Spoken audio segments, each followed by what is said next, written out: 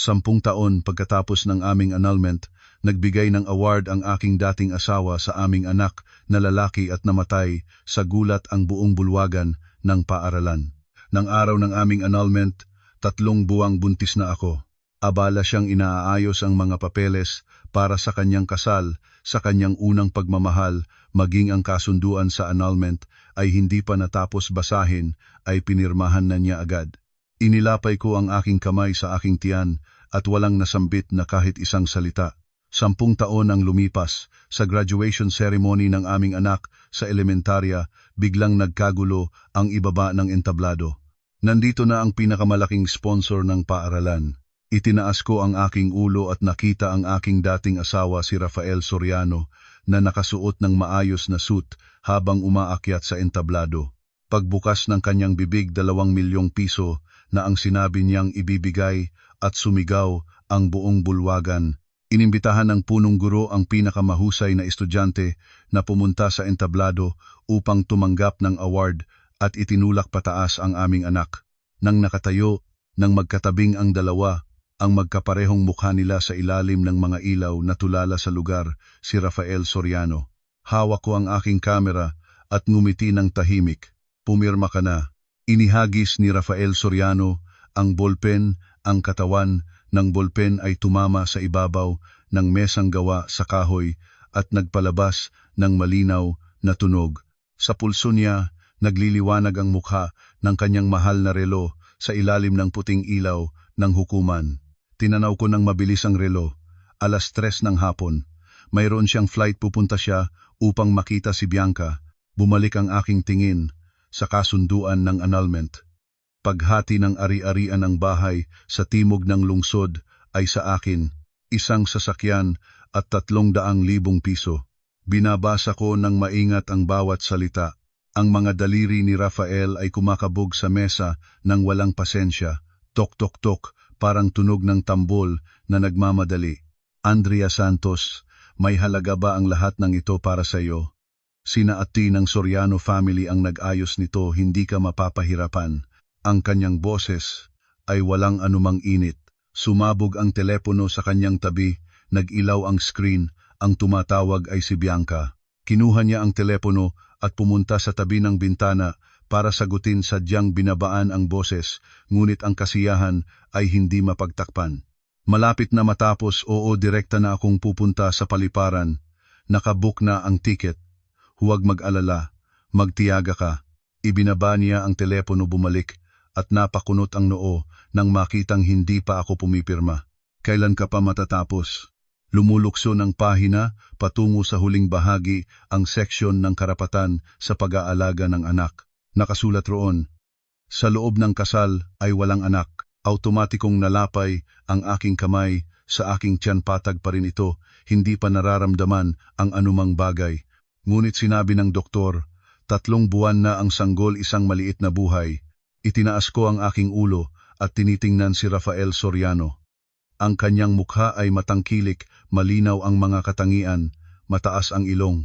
Ngunit sa mukha na iyon ngayon ay puno ng pagkasuya at kawalan ng pasensya, para akong isang alikabok na dumidikit sa kanyang mahal na suit. Rafael, sabi ko, tahimik ang boses.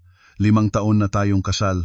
Nagalaw siyang tumawa, parang nakinig siya ng isang biro na hindi nakakatawa. Ano ngayon? Gusto mo bang dagdagan ang bayad? Sabi mo lang. Kaya ba? Inilabas niya ang isang itim na card mula sa kanyang pitaka at inihagis sa kasunduan. Password ay kaarawan mo, lahat ng pera sa loob ay para sa iyo. Sapat na ba iyon? Nailayo ang aking tingin mula sa card at bumalik sa kanyang mukha. Tinanong ko, nahalin mo ba ako kahit kailan? Ang kawalan ng pasensya sa kanyang mukha ay umabot sa rurok, para bang natamaan siya sa isang bagay na bawal. Andrea Santos, huwag kang magtanong ng mga ganyang tanong na pangbata. Mga matatandang tao na tayo, kami ay mag-asawa. Dati, pinilit kong sabihin, ay inayos niya ang salita ko, ang boses ay malamig, hindi na halos. Kinuha niya ang kasunduan at ang ballpen mula sa harap ko, binuksan. Sa huling pahina, itinuturo ang lugar para lagdaan. Pumirma ka, maayos na tayo. Kunin mo ang pera, mabuhay ng maayos, huwag nang mang-asar pa. Mang-asar? Sinabi niya, nanang-asar ako. Bigla akong natawa. Kinuha ko ang ballpen at lumipas ang dulo nito sa ibabaw ng papel. Andrea Santos, ang dalawang salitang iyon ay isinulat ko ng napakabagal, napakalakas-makas, nang halos mapunit ang papel. Nang matapos itinulak ko ang kasunduan sa kanyang direksyon. Tapos na, tinanaw niya nang mabilis ang lagda, ang hitsura niya ay nagpagaan, parang natanggal ang isang mabigat na dala. Kinuha ang kanyang kopya, lumiko at umalis walang pag-aatubili. Sa pagdating sa pinto, huminto siya, parang biglang naalala ang isang bagay. Hindi siya lumingon. Ang card na iyon, gamitin mo, huling awa na iyon mula sa akin. Bumulag ang pintuan at nag-iwan ng silid na ako na lamang ang natirang mag-isa. Dahan-dahan akong tumayo, pumunta sa basurahan at itinpon ang itim na card doon. Pagkatapos ay lumabas ako sa korte, matapang ang sikat ng araw. Itinaas ko ang aking kamay para takpan ang aking mga mata at ang aking kabilang kamay ay mahigpit na niyakap ang aking tiyan. Rafael Soriano, hindi pa tayo maituturing na pantay-pantay. Nagsisimula pa lamang tayo. 10 taon ang lumipas, tulad ng isang mahabang pelikula na walang tunog. Ibinenta ko ang bahay sa timog ng lungsod, ang lugar na puno ng mga anino niya at ni Bianca. Kinuha ang pera, kasama ang lahat ng aking ipon, nagrenta ng isang maliit na espasyo sa lumang bahagi ng lungsod at nagbukas ng isang photography studio na pinangalan ng Liwanag. Nang ipinanganak si Marco Santos, nag-iisa ako sa delivery room na nagtitiis ng sakit sa loob ng mahigit 10 oras. Nagtatanong ang nurse kung nasaan ang pamilya. Sinabi ko, patay na siya. Paglabas ko ng ospital, kinarga ko si Marco na nakabalot sa kumot at bumalik sa maliit na silid sa itaas ng studio. Napakahirap ng buhay. Palitan ng lampin, pahintulutan siyang matulog, at pagkatapos ay dali-daling mag-edit ng mga larawan, makipag-ugnayan sa mga kliyente, panatilihin ang studio. Sa napakaraming gabi, kinakarga ko si Marco na walang tigil na umiiyak, tinitingnan ang mga ilaw ng lungsod sa labas ng bintana, naramdamang parang nag-iisang isla. Ngunit hindi ako umiyak. Ang luha ay ang pinakawalang silbi sa mundo. Ibinuhos ko ang lahat ng aking lakas kay Marco at sa aking kamera. Naitala ko ang bawat sandali, ang unang beses niyang gumalindong, ang unang ngipin niya, ang unang hakbang niya. Ang unang pagkakataon na tinawag niya akong mama, ang aking lens ay para lamang sa kanya. At siya rin ay sumusulit sa akin sa sarili niyang paraan. Napakatalinong bata, napakaunawa sa mga bagay, hindi kailanman nagpapabigat sa akin na bumili ng mga mamahaling laruan. Habang ang ibang mga bata ay naglalaro sa mga playground, tahimik siyang nakaupo sa studio na tumutulong sa akin na ayusin ang mga props. Siya ang pinakamagandang modelo sa aking lens. At siya rin ang nag-iisang liwanag sa aking buhay. Unti-unting gumaling ang negosyo ng studio. Mula sa mga ID photos hanggang personal portraits at commercial advertising, si Liwanag ay nagsimulang magkaroon ng pangalan sa industriya. Lumipat kami mula sa maliit na silid sa lumang bahagi ng lungsod patungo sa isang kondominium sa sentro ng lungsod. Nang 6 na taong gulang si Marco, naipasa niya ang entrance exam sa pinakanangungunang private international elementary school sa lungsod. Ang matrikula ay dating isang numero na hindi ko nangahas na isipin, ngunit ngayon ay madali ko na itong mabayaran. Sa loob ng 10 taon, si Rafael Soriano ay naging isang legendaryong tycoon na namamahala ng isang imperyo sa mga balita ng pananalapi. Habang ako ay naging si Andrea Santos, isang photographer na may kaunting pangalan sa industriya. Namumuhay kami sa dalawang magkaibang mundo, tulad ng dalawang magkaparehong linya na hindi kailanman nagtatagpo. Hanggang sa dumating ang imbitasyon sa graduation ceremony ni Marco. Nang makita ko ang mga salitang Marco Santos, kinatawan ng mga pinakamahuhusay na estudyante sa sulat ng imbitasyon, napatawa ako. 10 taon akong nagpahasa ng isang tabak, at ngayon ay panahon na para ilabas ito mula sa takong nito. Sa gabi, bago ang graduation, iniaayos ko ang puting barong ni Marco, muling ginagawa ang kanyang buhol ng kurbata ng hindi mabilang na beses. Nanay, hindi mo kailangang maging ganyan ka nerbiyos. Itinaas ni Marco ang kanyang ulo at tinitingnan ako, Ang mga mata niya ay tulad ng maitim na ubas. Siya ay 10 taong gulang na, at ang mga katangian ng kanyang mukha ay lalong nagiging katulad ng taong iyon sa bawat araw na lumilipas. Lumuhod ako, pinagpag ang mga kulubot na hindi naman talaga nandoon sa kanyang polo shirt. Marco, mahalaga bukas para sa iyo, mahalaga rin para sa nanay. Tumango si Marco tulad ng nauunawaan, ngunit hindi rin naman. Nanay, kukunan mo ba ako ng larawan bukas? Siyempre naman.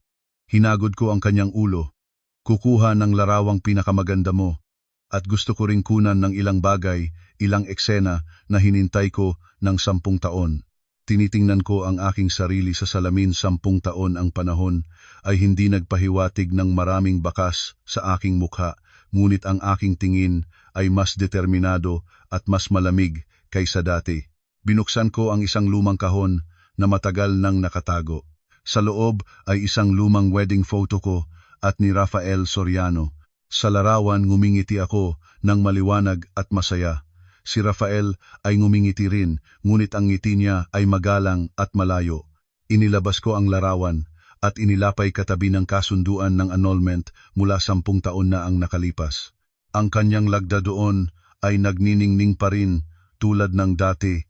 Inihanda ko na ang lahat ng kailangan at naghihintay lamang para sa pagbubukas ng malaking palabas bukas.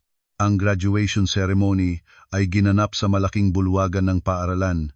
Ang bulwagan ay maringal at maluwang puno ng mga magulang na nagsuot ng maayos, mayayaman o makapangyarihan. Ang kanilang mga pakikipag-usap ay puro negosyo na naghahalaga ng milyon-milyon. Hindi ako pumunta sa lugar ng mga magulang. Nagsuot ako ng ID na nagsasabing special guest photographer at nanatili sa pinakamagandang lugar para sa photography sa gilid ng entablado. Ang telephoto lens ay nakatutok sa entablado at ang aking puso ay lubos na tahimik. Ang punong guro sa entablado ay nagbibigay ng talumpati, emosyonal ngunit mahaba. Ang mga magulang sa ibaba ay magalang na nagpalakpak, ngunit ang bawat isa ay may sariling iniisip. Iniaayos ko ang mga settings ng kamera at ang aking tingin ay dumadaan sa mga hanay ng mga manonood.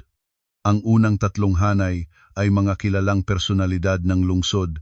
Bigla na lang ang likod na pintuan ng bulwagan ay nagkagulo. Isang hanay ng mga bodyguard na nakasuot ng itim na suit ang nagbukas ng daan at isang lalaki ang pumasok sa gitna ng karamihan. Napakataas niya, tuwid ang katawan, ang kanyang suit ay perpekto, ang buhok ay maayos na pinagupit na nagpapatingkad ng kanyang malapad na balikat. Sa sandaling lumabas siya, agad siyang naging focus ng buong bulwagan. Ilang magulang sa unahan ay agad na tumayo para sumalubong sa kanya, mga ngiti ng pagsipsip sa kanilang mga mukha. Ang punong guro sa entablado ay nakita rin siya at agad pabilis ang talumpati. At ngayon, pakibigyan ng pinakamainit na palakpak ang ating pinaka-espesyal na honorary chairman, ang nagtatag ng Soriano Capital Group, si Ginoong Rafael Soriano. Ang mga spotlight ay agad na nakatutok sa lalaking iyon. Si Rafael Soriano, 10 taong hindi nagkita, lalo siyang nakakaakit bilang isang ganap na lalaki. Mas matalas ang mga katangian, mas matibay ang dating. Ngumiti siya sa lahat, dahan-dahang lumakad patungo sa sentro ng unang hanay ng mga upuan. Ang aking lens ay nakatutok pa rin sa kanya. Mula sa sandaling pumasok siya, hanggang sa umupo, hanggang sa nag-usap siya sa katabing tao, na itala ko ang bawat sandali ng kanyang kasukdulan. Inanunsyo ng punong guro na nagbibigay si Rafael ng 2 milyong piso para sa pagtatayo ng library. Sa sandaling natapos ang pangungusap, biglang sumabog ang buong bulwagan ng palakpak tulad ng kulog. 2 milyon para sa kanya, marahil ay maliit lamang, ngunit sa kontekstong ito ay sapat para ipakita ang kanyang katayuan at kabutihang loob. Tumayo si Rafael upang tanggapin ang buke. Nagbigay siya ng ilang simpleng salita, mga karaniwang salita lamang tungkol sa pagtulong sa lipunan at pamumuhunan sa kinabukasan. Ang kanyang mababang boses ay may isang uri ng lakas na hindi matutulungan, na nagpapahirap sa mga magulang sa ibaba, lalo na sa mga ina na tumahimik. Malamig kong tinitingnan ang lahat ng iyon, tinitingnan siya na tinatamasa ang karangalan ng focus ng lahat. Rafael Soriano, habang mas mataas ka ay mas masakit na mahulog. Inanunsyo ng punong guro, upang magpasalamat sa kabuhagang loob ni Ginoong Rafael, espesyal naming inaanyayahan ang pinakamahuhusay na estudyante ngayong taon na pumunta sa entablado upang magbigay ng bulaklak. Narito na, at ang aking puso ay sa wakas ay nagsimulang tumibay ng hindi mapigilan. Mahigpit kong hawak ang kamera sa aking mga kamay. Sa paningin ng lahat si Marco Santos na nakasuot ng puting barong yakap ang isang buke, dahan-dahang lumabas mula sa likod ng entablado. Siya ay napakatahimik. Ang maliit niyang katawan ay tuwid at isa-isang hakbang na lumalakad patungo sa sentro ng entablado kung saan nakatayo si Rafael Soriano. Napakatuso ng taong nag-aayos ng ilaw, nagbigay siya ng isang espesyal na ilaw para kay Marco. Kaya naman sa entablado ay lumabas ang isang dramatikong tanawin. 2 beam ng ilaw sa entablado, isa para sa matangkad na lalaki, isa para sa payat na batang lalaki. Nang lumapit si Marco sa harap ni Rafael at itinaas ang kanyang ulo, nang yumuko si Rafael at tumingin sa batang lalaki sa harap niya, ang dalawang mukha ay malinaw na lumabas sa ilalim ng maliwanag na ilaw sa harap ng lahat ng tao. Para silang pareho na hinubog mula sa iisang ampon, parehong ilong, parehong labi, maging ang banayad na kurba sa dulo ng kanilang bibig ay magkapareho. Ang mga bulong sa ibaba ng entablado ay agad na nanahimik. Lahat ng tao ay nakita ito, lahat ay natulala. Ang ngiti sa mukha ni Rafael Soriano ay agad na naging tumigas. Ang katahimikang puno ng awtoridad sa kanyang mga mata, sa sandaling malinaw na nakita ang mukha ni Marco, ay dumagundong tulad ng salamin at nagkadurog-durog at pinalitan ng ganap na gulat ng hindi mapigilang pagtataka ng kaguluhang nagpuno sa buong katawan niya at naninigas siya sa lugar tulad ng isang estatwa na biglang nagsimulang gumuho. Narinig ko ang tibok ng aking sariling puso at narinig ko rin ang tunog ng shutter ng kamera na nagpapalabas ng malinaw na tunog. Itinataas ko ang kamera sa pamamagitan ng telepotong lens at malinaw na naitala ang bawat ekspresyon ng pagtatakagulat, kawalan ng kontrol na nasa mukha niya. Sa loob ng lens ang kanyang mundo ay bumagsak. Sa labas ng lens, ngumiti ng kasing tahimik ng usok ng ulap. Rafael Soriano, matagal na tayong hindi nagkita. Ito ang unang regalo na inihanda ko para sa iyo. Ang oras ay para bang pinindot ang pause button. Sa bulwagan na katatahimikang katakot-takot, ang tunog ng paghinga ay maririnig. Daan-daang pares ng mga mata ang patuloy na gumagalaw sa pagitan ni Rafael Soriano at ni Marco Santos, nagtataka, nag-aalangan, pagkatapos ay halinhinan ng mga napansin. Kamukha talaga, hindi ito maaring pagkakataon. Ito ang maliit na bersyon ni Rafael Soriano. Humahawak ng bouquet si Marco, medyo nagtaka, tumingin sa lalaking nabilang sa harap niya.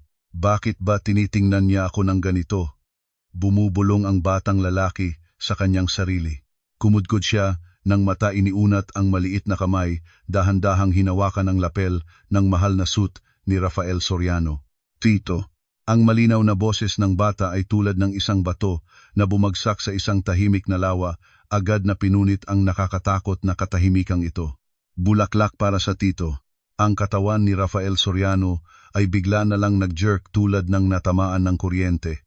Sa wakas ay naalis ng kanyang tingin ang mukha ni Marco, ngunit hindi niya alam kung saan ilalagay ito. Gusto niyang iabot ang mga kamay upang tanggapin ang bouquet, ngunit ang kanyang mga braso ay parang puno ng tingga ganap na hindi gumagalaw. Gusto niyang buksan ang kanyang bibig, ngunit ang kanyang lalamunan ay nagpalabas lamang ng mga tunog tulad ng isang sirang belos. Ang punong guro na nakatayo sa tabi ay nagpawis ng malamig. Bilang isang taong may karanasan, agad niyang naunawaan ang nakatagong katotohanan sa likod ng dramatikong eksena na ito. Ngunit ngayon ay graduation ceremony, may live broadcast, at ang lahat ng mga guro, estudyante at mga magulang ay naroroon. Hindi niya maaaring hayaang masira ang sitwasyon. Ginoong Rafael, baka dahil sa sobrang pagkaantig nang makita ang kahusayan ni Marco, tawa naman tayo ng tawa. Nagtangka ang punong guro na pag-aliwin ang sitwasyon, sabay kumislap ang mga mata niya bilang senyal kay Rafael at sinisikap na tanggapin ang buke mula sa kamay ni Marco. Sige Marco, ibigay ang bulaklak sa punong guro, hindi natin pwedeng abalahin pa si Ginoong Rafael. Eksakto sa oras na ito, isang matalas na boses ng babae ang sumabog pinitong ang mahihirap na kapaligiran. Huangnam. Sa gitna ng mga tao, isang babaeng nakasuot ng branded na suit maayos ang makeup nagmamadaling sumakay sa entablado. Si Bianca, ang kasalukuyang asawa ni Rafael Soriano. Dumating siya ngayon nakaupo sa sulok ng unang hanay, tinatamasa ang karangalan bilang Ginoong Soriano, ngunit ngayon ang kanyang mukha ay puno ng gulat at inggit. Nagmadali siyang sumakay sa entablado, malakas na hinila si Rafael Soriano mula sa harap ni Marco at sabay naging kalasag sa pagitan ng dalawa, malinaw na nagpapakita ng postura ng pagtatanggol. Huangnam, ano na ang nangyayari sa iyo? May sakit ka ba sa kahit saan? Tinanong niya ng puno ng pagmamalasakit, ngunit ang kanyang tingin ay tulad ng patalim na nagdaan sa mukha ni Marco. Nang malinaw na makita ang mukha ni Marco, agad namutla ang kanyang hitsura at nawala lahat ng dugo. Sa maayos na alagang mukha niya, sa unang pagkakataon, ay lumabas ang mga palatandaan ng pagguguho. Ito ang anak ng sino ba ito? Nanginig ang kanyang boses. Binuhat ni Rafael ang kanyang mukha para bang nagising siya sa isang pangarap.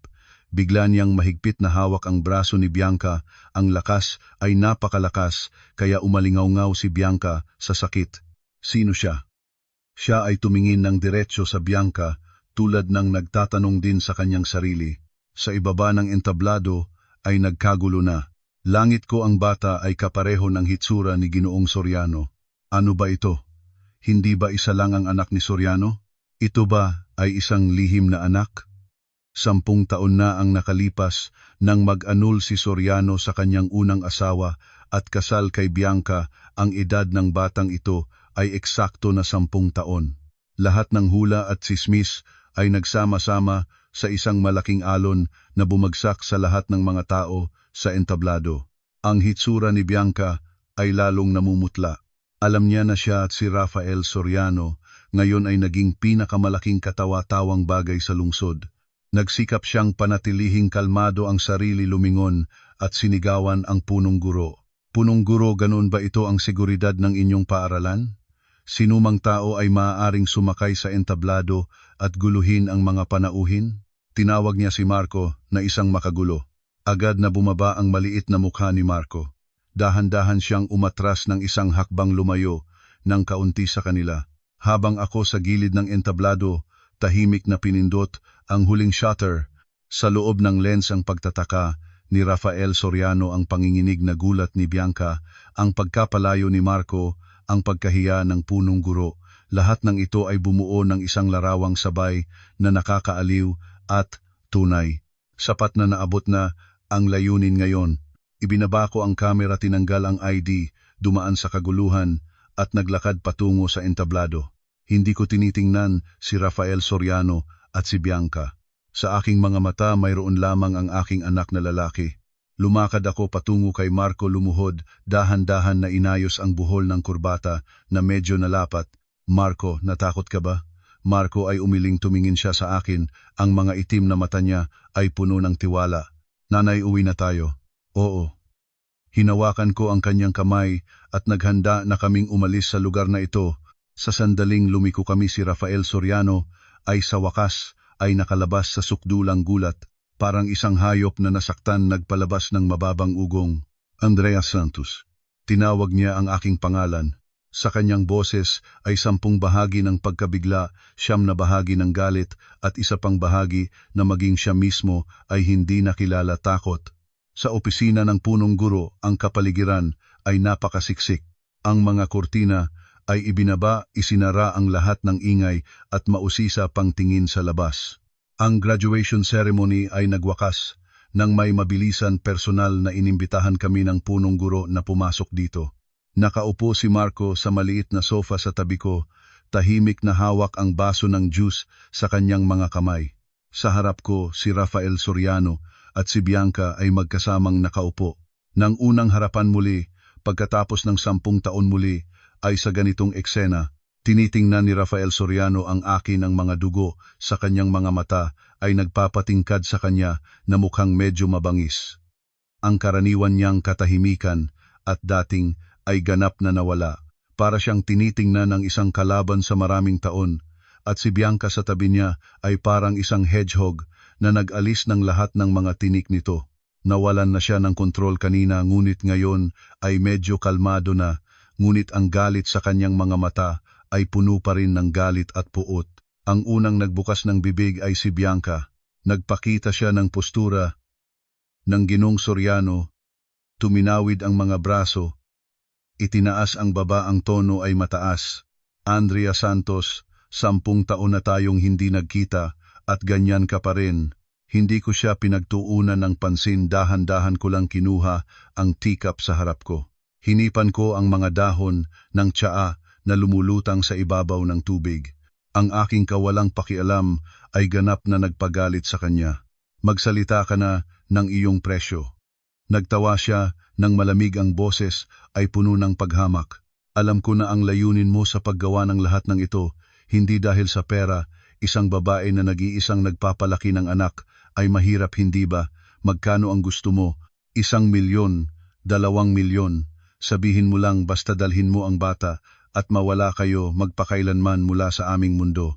Sa palagay niya ang pera ay makakaayos ng lahat, tulad ng 10 taon na ang nakakaraan nang itapon ni Rafael ang itim na card sa akin. Sa wakas ay itinaas ko ang aking ulo at tinitingnan siya, bahagyang ngumiti. Ginoo Soriano, mahinahon kong sinabi. Sa palagay ninyo ba ay mukhang isang taong kulang sa pera ang akin? Ang aking studio ay may taunang kita na umaabot ng higit pa sa nakakatawang numero na sinabi niya. Ang damit na suot ko ngayon ay mukhang simple, ngunit ito ay gawa ng isang independent designer at ang presyo nito ay higit pa sa mahal ng kanyang branded na suit ng higit sa doble. Ang mukha ni Bianca ay natigil ng sandali. Sinuri niya ako mula ulo hanggang paa. Ang mapanghamak na tingin ay sa huli ay nagtaglay ng isang pahiwatig ng inggit. 10 taon ang panahon ay para bang espesyal na pabor sa akin. Hindi ako naging isang nalantang babae tulad ng kanyang inaasahan. Sa kabaligtaran ay lalong lumabas ang isang katahimikang lakas, isang bagay na wala siya. Tumahimik siya. Si Rafael Soriano ay bigla na lang nagsalita, pinuputol ang sinasabi ni Bianca. Ang kanyang tingin mula sa simula hanggang katapusan ay nakadikit sa mukha ni Marco. Pagkatapos ng simula na gulat, ay isang serye ng mga komplikadong damdamin na umalon pataas, pagsisisi, sakit, kalituhan, at maging pagnanasa. Sa wakas ay tumingin siya sa akin, ang boses ay magaspang. Ilang taon na siya? 10 taon. Sinimulan niyang sabihin ang kanyang kaarawan at ang katawan ni Rafael Soriano ay biglang-bigla na nagyanig. 10 taon ang nakalipas. Ang araw ng aming annulment ay ang 12 ng 3 buwan at ang sanggol ay 3 buwan noon. 10 buwan ng pagbubuntis eksakto. Humihinga ng mabilis si Rafael, ang kanyang dibdib ay bumababa at tumaas.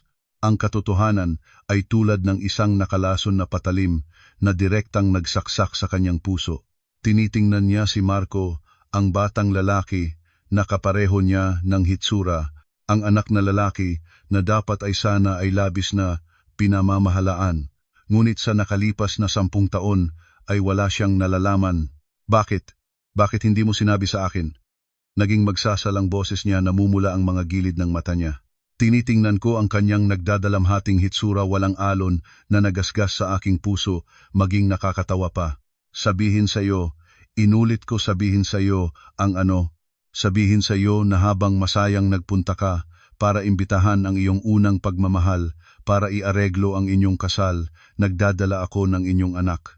Sabihin sa iyo na nang itapon mo ang kasunduan ng hindi may anak sa kasal sa aking mukha, at pinilit akong mabilis na lumagda, nagdadala ako ng iyong anak. Sabihin sa iyo na nang itapon mo ang itim na card tulad ng basura at ginamit ang pera upang insultuhin ang huling bahagya ng aming koneksyon, nagdadala ako ng iyong anak. Isang pangungusap bawat isa, at ang kulay ng mukha ni Rafael Soriano ay lalong namumutla ng kaunti pa. Ang boses ko ay palaging kalmado, walang anumang pagyanig, ngunit ang bawat salita ay tulad ng martilyo na pabago-bago sa kanyang puso. Rafael Soriano, sabihin mo sa akin, kailan ka naging karapat-dapat na malaman at karapat-dapat na malaman ang ano? Natanggal siya sa mga salitang ito, tumatango-tango lamang tulad ng isang isda na nabala daw hindi makakapagsalita. Tinatanong mo ako kung bakit? Patuloy ko, ang sagot ay simple. Nang araw na iyon sa korte, ikaw ang nagpili ng malinaw. Pinili mo ang iyong Bianca, pinili mo ang iyong pamilya, pinili mo ang iyong reputasyon. At ngayon matapos ang 10 taon ay bakit ka ngayon nagtataka na hindi mo alam ang tungkol sa isang bata? Nang tinanong mo ang mga tanong na iyon, ay nasaan ka? Siya ay pinagtahimik ng aking mga salita, nagbubukas lang ang bibig habang humihinga ng mabilis tulad ng isang isda sa lupa. Si Bianca sa tabi niya, na nakinig hanggang sa puntong iyon, ay agad naputlang ang mukha, kasalukuyang berde at puti ang paghaluin. Bigla siyang tumayo, itinuturo ang kanyang daliri sa akin, ang boses ay matinis. Andrea Santos, palagi kang ganito puno ng plano. Sadyang itinago mo ang loob ng 10 taon, at ngayon ay inilalabas mo ang bata hindi ba para guluhin kami. Gusto mong gamitin ang bata para makabalik sa Soriano family, mangarap ka. Si Marco na dati ay tahimik ngayon ay kunot na ang maliliit na kilay. Tumayo siya, humakbang patungo at nakatayo sa harap ko, itinaas ang ulo upang tumingin kay Bianca. Tita, pakiusap, huwag mong kausapin ng malakas ang aking nanay ng ganyan. Ang maliit na katawan, ngunit lumabas ang isang dating na hindi maaaring lusubin. Ang nanay ang pinakaminamahal kong tao, hindi ko papayagan na mang-asar ng kahit sino sa nanay. Sa sandaling iyon ang tingin ni Rafael Soriano ay ganap na nagkadurog-durog. Ang mga salita ni Marco ay tulad ng isang walang tunog na sampal, direktang tinampal ang mukha ni Rafael Soriano at ni Bianca. Ang mukha ni Bianca ay nabaliktad, malamang sa buong buhay niya ay hindi pa siya napagtugon ng isang bata ng ganito at sa sandali ay napipi. Habang si Rafael Soriano, tinitingnan niya ang batang nakatayo sa harap ko at ang kanyang mga mata ay ganap na bumagsak. Iyon ay kanyang anak na lalaki, isang matapang, may matalinong pag-iisip na nagprotekta sa kanyang ina tulad ng isang maliit na lalaki. Ngunit nawala siya sa loob ng 10 taon. Naramdaman ko na lumambot ang aking puso, hinila si Marco pabalik sa tabi ko at hinagod ang ulo niya. Marco, magaling ang sinabi mo. Pagkatapos ay tumayo ako at kalmado na tinitingnan ang dalawang natigilan na tao sa harapan ko. Sa palagay ko ay wala na tayong dapat pag-usapan sa aming pagitan. Ang palabas na ito ay darating na sa katapusan. Ang layunin ko ngayon ay naabot na hindi na kailangang gumugol ng oras kasama nila. Ibinaba ko ang aking kamera at mahinahon na sumulong patungo sa entablado. Andrea Santos, tumigil ka. Si Rafael Soriano ay bigla na lang tumayo, malaking hakbang na iniunat ang kamay na nais humalina ng aking pulso. Umiwas ako sa kanya. Ang kanyang kamay ay huminto sa gitna ng hangin na tigilan at walang lakas. Ano ang balak mong gawin? Ang boses niya ay puno ng pagmamadali, kasama ng isang pahiwatig ng pagmamakaawa. Uwi. Maikli ang aking sagot. Saan ba ang uwi? Parang nakahawak siya sa isang dayami. Ang bahay sa timog ng lungsod, hindi napakaluma na niyon. Mayroon akong villa sa Antipolo, pinaka-secure ang seguridad. 2 kayong lumipat doon agad. Naaalugan ko ang lahat. Ginoole, pinigilan ko siya, sa boses ko ay may bahagyang panunuya. Nakalimutan mo ba? Mag-anol na tayo ng 10 taon. Tinitingnan ko siya habang nagsasalita at isang masasakit na katotohanan ay lumabas sa aking bibig. Ang aking anak at ako ay naninirahan saan man gusto namin, wala itong kinalaman sa iyo. Kinuha ko ang isang papel mula sa aking bag, isang photocopy ng kasunduan ng annulment, 10 taon na ang nakalipas. Ibinuka ko ito at itinayo sa harap ni Rafael Soriano. Ang aking daliri ay itinuturo sa linya. Sa loob ng kasal ay walang anak, ang puting papel at itim na tinta ay tulad ng isang malupit na panunuya. Ang tingin ni Rafael Soriano ay nahulog doon, ang buong katawan ay parang natuyuan ng lakas, umurong ng isang hakbang at natamaan ang kahoy na mesa sa likod niya nagpalabas ng isang malalim na tunog na thud. Siya mismo ang naglagda, sarili niyang pinutol ang lahat ng legal na koneksyon sa bata. Andrea, nag-ingay siya, ang boses ay puno ng kawalan ng pag-asa. Ikaw, napakamalupit mo. Malupit. Napatawa ako. Ang ngiti ay hindi umabot sa ilalim ng aking mga mata. Kumpara sa iyo, malayong malayo pa ako. 10 taon na ang nakalipas, ikaw ang pinilit sa akin na lumagda. Ngayon ay dinala ko lamang ang kasunduang ito upang ipaalala sa iyo, wala na tayong obligasyon sa isa't isa. Wala tayong may utang sa isa't isa. Pagkatapos nito, ay hindi ko na siya muling tiningnan. Hinawakan ang kamay ni Marco at lumiko papalabas. Nanay, ang tao ba ay iyon ang ama ko? Sa loob ng sasakyan sa pagbabalik, sumandal si Marco sa aking kandungan at mahinahon na nagtanong. Sa tahimik na loob ng kotse, ang tunog ng makina lang ang naririnig. Alam ko na darating ang araw na ito. Hinagod ko ang ulo niya, ang boses ay mahinahon ngunit matatag. Marco, sa batas isa ka lamang ang mayroon ako. Sa dugo, oo, may koneksyon ka sa kanya. Ngunit ang kahulugan ng koneksyon ay nakasalalay sa pagmamahal at responsibilidad. Ang isang taong nawala sa buong 10 taon, hindi karapat-dapat na tawagin ng titulo na ama. Kailangan mo lang tandaan na mahal ka ng nanay, ng doble iyon ay sapat na. Iniangat ni Marco ang kanyang ulo at idiniin sa aking dibdib, magalang na tumango. Oo, sapat na si nanay para sa akin. Tinitingnan ko sa rearview mirror. Ang maringal na paaralan ay unti-unting nawawala at sa huli ay nawala sa aking paningin.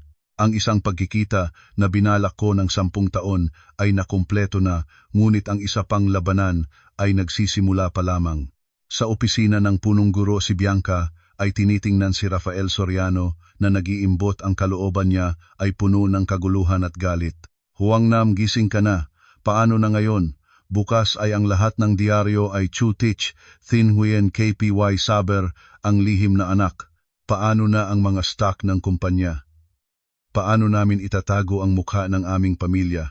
Ngunit si Rafael Soriano ay parang hindi marinig ang kahit anong salita. Pinigilan si Bianca at nagmadali sa gilid ng bintana. Malakas na hinatak ang kurtina. Sa ibaba, ang aking sasakyan ay dahan-dahang umaalis mula sa pintuan ng paaralan at sumali sa agos ng mga sasakyan. Malakas na tinampal ng kanyang kamay ang salamin. Ang boses niya ay magaspang, ngunit may isang dagundong ng salpak na hindi mapigilan. Imbestigahan niyo ang lahat para sa akin. 10 taon lahat tungkol kay Andrea Santos at sa batang iyon. Lahat, kailangan kong malaman ang lahat. Ngayon na kaagad. Ang gusto niya ay hindi upang usiguin, kundi upang mabawi. Naglock si Rafael Soriano ng kanyang sarili sa opisina, pinakamataas na palapag ng Soriano Capital Group, nang walang tulog na 32 oras. Hindi siya kumain ng kahit anong pagkain. Sa labas ng bintana, ang lungsod ay nagbago mula umaga hanggang gabi at muling sumalubong sa liwanag ng bagong bukang liwayway, ngunit sa kanyang mga mata ang mga pulang ugat ay lalong lumitaw. Sa nakalipas na 10 taon ito, ang unang beses na ganap siyang naramdamang nawalan ng kontrol. Itinayo niya ang isang napakalaking imperyo ng pananalapi, sanay ang kontrolin ang lahat, sanay gumamit ng mga numero at pera upang bigyan ng halaga ang mundo. Sa palagay niya ay manlalaro siya ng palaro at ang lahat sa mundo ay kanyang mga piyon, hanggang sa lumabas si Marco, ang bata na may mukha na halos eksaktong kopya niya, at sinalot ang mundo na maingat niyang itinayo ng isang nakakakilig na bitak. Mahinahon na kumatok ang assistant na si Lam at pumasok. Ginoong Soriano, nandito na ang lahat ng dokumentong inyong hiniling. Isang makapal na folder ay inilapay sa mesa. Nanginginig ang mga kamay ni Rafael nang kunin ang folder at ibinuhos ang lahat ng mga papel sa loob. Bawat piraso ng dokumento, bawat bundle ng larawan, ang lahat ng 10 taon tungkol kay Andrea Santos at Marco Santos. Ang unang dokumento ay ang record ng transaksyon sa real estate. Hindi pa 1 buwan matapos ang annulment, ibinenta na ni Andrea Santos ang bahay na iniwan niya sa kanya. Ang presyo ay 10% na mas mababa kaysa sa merkado, malinaw na nagmamadali, walang pag-aatubili. Kasunod ay ang rehistrasyon ng negosyo. Isang photography studio na may pangalang Liwanag. Ang address ay isang maliit na sulok sa lumang bahagi ng lungsod. Ang legal na kinatawan ay si Andrea Santos. Pagkatapos ay mga larawan na naitala ang lahat ng bagay. Sa lumang maliit na silid, sa itaas kinakarga ni Andrea Santos ang isang sanggol pa na nakabalot pa sa kumot na pagod ang mukha, ngunit ang tingin ay malambot tulad ng tubig na maaaring tumulo. Sa studio nag-edit siya ng mga larawan sa computer habang ginagamit ang kanyang paa upang marahang uguin ng isang duyan sa tabi. Sa unang kaarawan ni Marco magkasamang kumain, ang dalawa ng maliit na cake, ang background ay isang maliit ngunit mainit na boarding house. Sa unang paglahok sa sports meet ng kindergarten, nagsuot si Andrea ng mabigat na kamera, tumakbo sumunod sa mga bata, basang-basa sa pawis, para lang makuha ang sandali nang tumawid ng goal ang kanyang anak. Bawat larawan ay tulad ng bawat talas ng patalim na pinunit, nang paulit-ulit ang puso ni Rafael Soriano. Nalampasan ang sandali, nang isilang ang bata, ang unang iyak, ang unang ngiti, ang unang hakbang, ang unang tawag na mama. Siya ay isang ganap na kahiya-hiyang amang nag-absent sa mga pinakamahalagang taon ng buhay ng kanyang anak. Sa huli ay dumating siya sa photocopy ng birth certificate ni Marco Santos. Ina, Andrea Santos. Sa bahagi ng pangalan ng ama, 3 salita na nakakasilaw sa mga mata: patay na, patay na. Naramdaman ni Rafael Soriano na para bang may hinawakan at sinapat ang kanyang puso at hindi na siya makapaghinga. Nang masaya siya sa bagong relasyon, nang abalang-abala siya sa karera sa mundo ni Andrea Santos, siya ay namatay na. Iyon ay isang ganap na pagputol mula sa ugat, mula sa kaibuturan ng kaluluwa. Nagpatuloy siyang magbasa. Ang Liwanag Studio ay lalong lumawak mula sa maliit na silid, ay lumipat sa isang gusaling opisina sa sentro ng lungsod. Ang pangalan ni Andrea Santos ay nagsimulang lumabas sa mga fashion magazine, mga awards sa photography. Nag-asa sa sarili niya, isa-isang hakbang na lumabas sa putik at nabuhay ng mas maningning kaysa sa sinumang nag-isip. Habang si Marco, ang batang lumaki, sa kanyang kawalan, matalino nanalo ng maraming awards, magalang at may matalinong pag-iisip, ang uri ng anak na inggit ng lahat. Ang huling pahina ng ulat ay ang kasalukuyang sitwasyon ng pananalapi at listahan ng mga kliyente ng Liwanag. Ang taunang kita ay higit sa 10 milyong piso, ang mga kasosyo ay hindi kulang sa mga luxury brand at kilalang negosyo. Nagtatayo siya ng isang kaharian para sa sarili niya, isang malaya at matibay na kaharian, hindi kailangang umasa sa kahit sino. Dahan-dahang nahilig pabalik si Rafael Soriano sa upuan, isinara ang kanyang mga mata. Lumabas ito na sa loob ng 10 taon, ang babaeng dating inaakala niyang madali niyang mapansin, ay nabuhay na naging isang ganap na naiibang bersyon na hindi na niya makilala. Pagsisisi, sakit at isang kakaibang damdamin ng inggit tulad ng agos ng tubig baha na nilulunod siya. Ngunit gaano man si Rafael Soriano pa rin siya, pagkatapos ng sandaling pagkalito, sa halip na lumabas ay isang nagsasabog na obsesyon at pagnanais na mas baliwala kaysa dati. Nag-miss siya ng 10 taon at ngayon ay gusto niyang gamitin ang marami pang 10 taon para magbayad. Gusto niyang dalhin ang ina't anak pabalik sa kanyang tabi, anong presyo man ay handa siyang bayaran. Kung nagtatayo na ng kaharian si Andrea, sisirain niya ito mismo. Gusto niyang maunawaan ni Andrea na ang lahat ng kanyang pagmamalaki at kalayaan ay sa harap ng kanyang ganap na kapangyarihan tulad ng mga bula ng sabon. Binukas niya ang kanyang mga mata, ang tingin ay wala na, kahit anong init o pagsisisi mayroon na lamang kalkulasyon at salpak ng isang kapitalista. Kinuha niya ang panloob na telepono, ang boses ay magaspang, ngunit hindi nagpapahintulot ng pagtutol. Tukilam. Opo, Ginoo Soriano. Ipasa ang utos, lahat ng kumpanyang kasalukuyang nakikipagtulungan sa Liwanag Studio ay agad na dapat mag-terminate ng kontrata. Sinumang hindi makinig ay katapat ng Soriano Capital. At higit pa, makipag-ugnayan sa management ng gusaling inuupahang studio niya. Gusto kong bilhin ang buong gusaling iyon. Sabihin sa kanya kung hindi niya ibabalik ang anak pabalik sa tabi ko, gagawin ko siyang walang kahit isang orderan sa lungsod na ito at walang tanggapan na maupahan.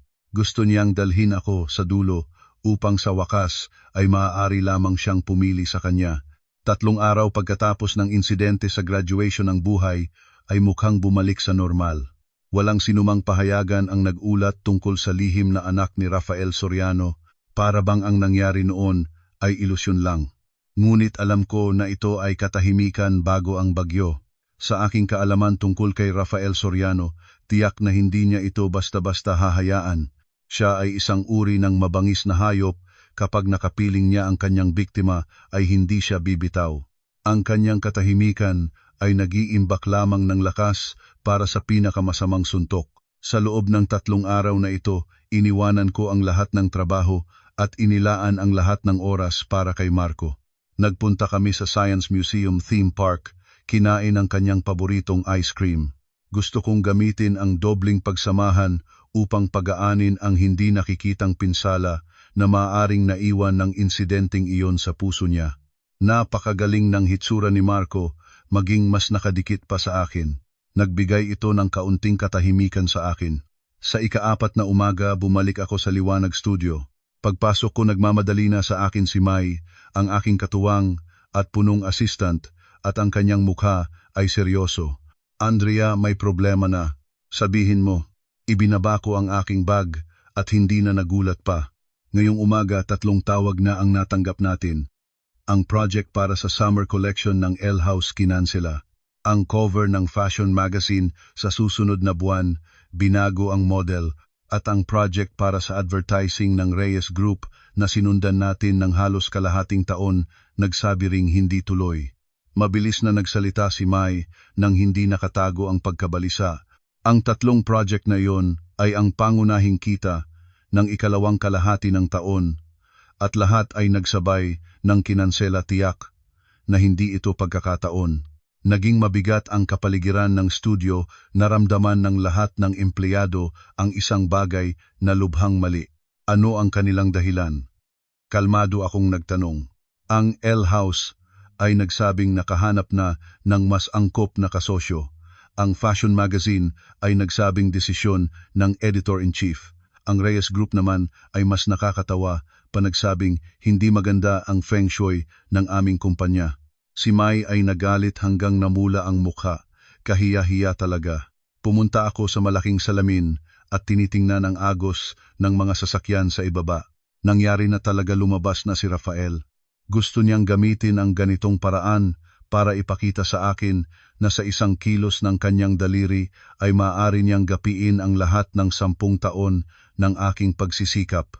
Gusto niyang ipakita sa akin na ang kanyang kapangyarihan ay sapat para sindakin ako tungo sa kanya. Andrea, paano na ngayon? Sinimulan ni Mai na magpanik. Ang 3 project na iyon, kung mawawala ang daloy ng pera sa ikalawang kalahati ng taon, ay matutuyo. Huwag kang magpanik. Lumiko ako, ang aking boses ay hindi malakas, ngunit agad na pinatahimik ang buong opisina. Hindi pa bumabagsak ang langit sa 10 taon na ito ay nakagawa na tayo ng mas masama kaysa dito. Ang gusting matakot sa 3 kontrata lang, hindi iyon basta-basta.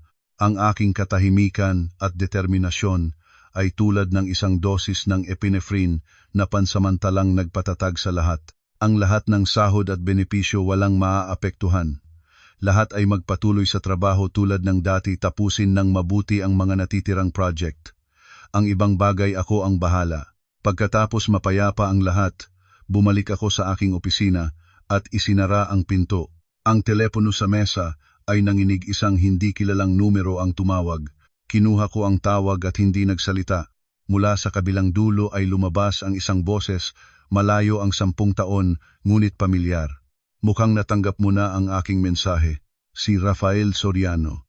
Ang boses niya ay mababa, may pagmamalaking dating. Andrea, ito ang simula pa lamang. Kaya kong pabalikin ang L House, kaya ko ring gawing likod na ng lahat ng iyong mga kliyente. Kaya ko kang gawing mawalan ng project. Kaya ko ring gawing hindi ka makahanap ng kahit isang sulok na opisina sa lungsod na ito. Hindi ko na ibibilo pa ito, ang hinihingi ko ay simple. Una, ikaw at si Marco ay lilipat sa aking villa sa Antipolo. Pangalawa, mag-resign ka. Mula ngayon aasikasuhin ko ang inyong buhay. Pangatlo, mag-announce sa press na si Marco ang aking anak.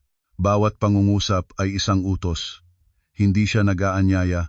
Gusto niyang ganap na sirain ang aking kalayaan. Gusto akong hawakan ako at si Marco sa palad ng kanyang kamay. Tahimik ko itong narinig at mahinahon na natawa. Rafael Soriano, nakalimutan mo ba?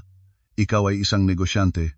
Nagtanong ako, gusto mong wasakin ang aking studio, magkano ang kailangan mong gastusin, 100 milyong piso o kahit 1 bilyon. Gamitin ang 10 bilyong pisong halaga para makamit ang isang resulta na nagpapalusog sa iyo, ngunit isang resulta na kailanman ay hindi mo maaaring makamit. Ang deal na ito mula sa pakikinig pa lamang ay puro lugi na. Lalo na kapag ang resulta na iyon ay kailanman ay hindi mo maaaring makuha.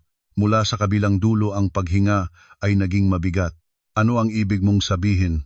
Simple lang ang ibig kong sabihin. Lumakad ako patungo sa computer, binuksan ang isang secured folder, sa loob ay serye ng mga larawan na kinuha ko sa graduation. Ang nabubugnot na mukha ni Rafael Soriano, ang nagpapanginig na gulat ni Bianca, ang pagpalayo ni Marco, ang pagkahiya ng punong guro, lahat ng ito ay bumuo ng isang eksena na sabay na nakakaaliw at tunay. Ang kapital ay ang iyong armas habang ang akin ay ang mga puso ng mga tao. Sabihin mo, kung kukunin ko ang mga larawang ito, isulat ko ang isang artikulo, kilalang tycoon, nagpapabigat sa dating asawa at anak dahil nagnanais ng karapatang mag-alaga at ipadala sa lahat ng media outlet. Magkano ang mahuhulog ng stock ng Soriano Capital bukas? Sa tingin mo ba ang mga kliyente na napilitan mong tapusin ang kanilang pakikipagtulungan sa akin ay masayang magpapadala ng mga hindi kilalang impormasyon sa mga financial journalist? At kung ikaw ang susugal o ang taong nag-iisang nagpalaki ng anak ng 10 taon, sino ang sasamahan ng publiko? Pinindot ko ang mouse at ipinadala ang isang larawan ng nabubugnot na mukha ni Rafael Soriano via MMS sa kanya. Rafael Soriano, maglaro tayo ng isang bagong laro. Ang laro ay tinatawag na labanan ng opinyon ng publiko. Ngayon ay ikaw ang maglabas ng iyong susunod na galaw. Pagkatapos nito ay tiyak na pinutol ang tawag. Tinitingnan ni Rafael Soriano ang screen ng kanyang telepono. Doon ay ang kanyang mukha na halos napilpil ang hitsura dahil sa sobrang gulat. Sa likod ay ang maringal na bulwagan na puno ng ilaw. Sa harap ay ang mukha ni Marco, nakahawig niya ng kakaibang paraan, ngunit ang mga mata ay napakatahimik. Ang teknik sa photography ni Andrea Santos ay talagang walang kapintasan. Ilaw, komposisyon, timing, lahat ay perpektong saklaw. Ang larawang ito ay puno ng pakiramdam ng kwento at kapangyarihan ng biswal, sapat para sa sinumang makakita ay matutunghayan ang isang dramatikong trahedya ng pamilya. Maisip niya, kung ang larawang ito ay kumalat, anong lindol ang maidudulot nito? Ang mga banayad na salita ni Andrea na tumutugma sa mga naiisip niya ay nagpapalayo sa kanya. Labanan ng opinyon ng publiko. Sa unang pagkakataon, napagtanto niya na ang bagay na palagi niyang ipinagmamalaki, kapangyarihan at kapital, sa ilang mga sandali ay napakahina at kaawa-awa. Maaari niyang isara ang isang pahayagan, ngunit hindi niya masasagkop ang bibig ng lahat. Maaari niyang bumili ng mga social media influencer, ngunit hindi niya mabibili ang puso ng mga tao. Sa unang pagkakataon naramdaman niyang napipilitan siya. Ang babaeng dati ay inaakala niyang maaari niyang kontrolin ay hawak ang isang kutsilyo na maaaring tumalab sa pinakamasakit na bahagi niya. Galit na itinatapon ang telepono sa dingding. Ang mamahaling telepono ay agad na nagkaputol-putol sa daan-daang piraso. Natalo siya sa unang round at ganap na natalo. Sa susunod na umaga ang direksyon ng opinyon ng publiko sa internet ay nagbago ng kakaibang paraan, ngunit ang nagpagalaw nito ay hindi ang iskandalo tungkol sa lihim na anak ni Rafael Soriano, kundi isang malalim na feature article. Ang pinakasikat na long-form non-fiction platform sa bansa ay nagpost ng isang artikulo na mahigit 10,000 salita na may pamagat na liwanag, ang kwento ng isang babae sa loob ng 10 taon. Ang may akda ay isang kilalang journalist na kilala sa kanyang malinaw na estilo at matalas na perspektibo. Ang artikulo ay hindi binanggit ang pangalan ni Rafael Soriano kahit isang salita at hindi rin nagsalita tungkol sa anumang oplan ng mayamang pamilya, ginamit lamang ang realismo na angas ng pagsulat halos malamig. At muling inulat ang 10 taong paglalakbay ng isang babaeng nagngangalang Andrea Santos. Mula sa isang ganap na asawang nagbitiw sa kanyang karera para sa pag-ibig hanggang sa nahawi ang kasal at lumayo ng walang dala.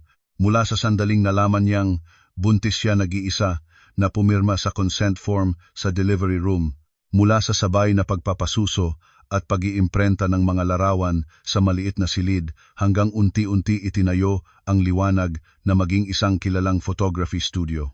Ang artikulo ay naglalaman ng napakaraming detalye ng pang-araw-araw na buhay. Halimbawa, nag-instant noodles siya ng 3 buwan ng sunod-sunod dahil sa pagtitipid. Nagdadala ng mabigat na kamera na sumasaklaw sa 10 kilo na sumusunod sa maliit na anak sa pagkuha ng larawan sa gitna ng 10 negatibong temperatura ang buong araw. Si Marco ay may mataas na lagnat sa kalagitnaan ng gabi. Kinarga niya ang anak at tumakbo sa mahabang walang taong kalsada habang tumatakbo ay umiiyak habang naghahanap ng ospital. Lahat ng detalye na ito ay nagmula kay Mai, ang pinakatapat na kasama at tanging saksi sa 10 taon.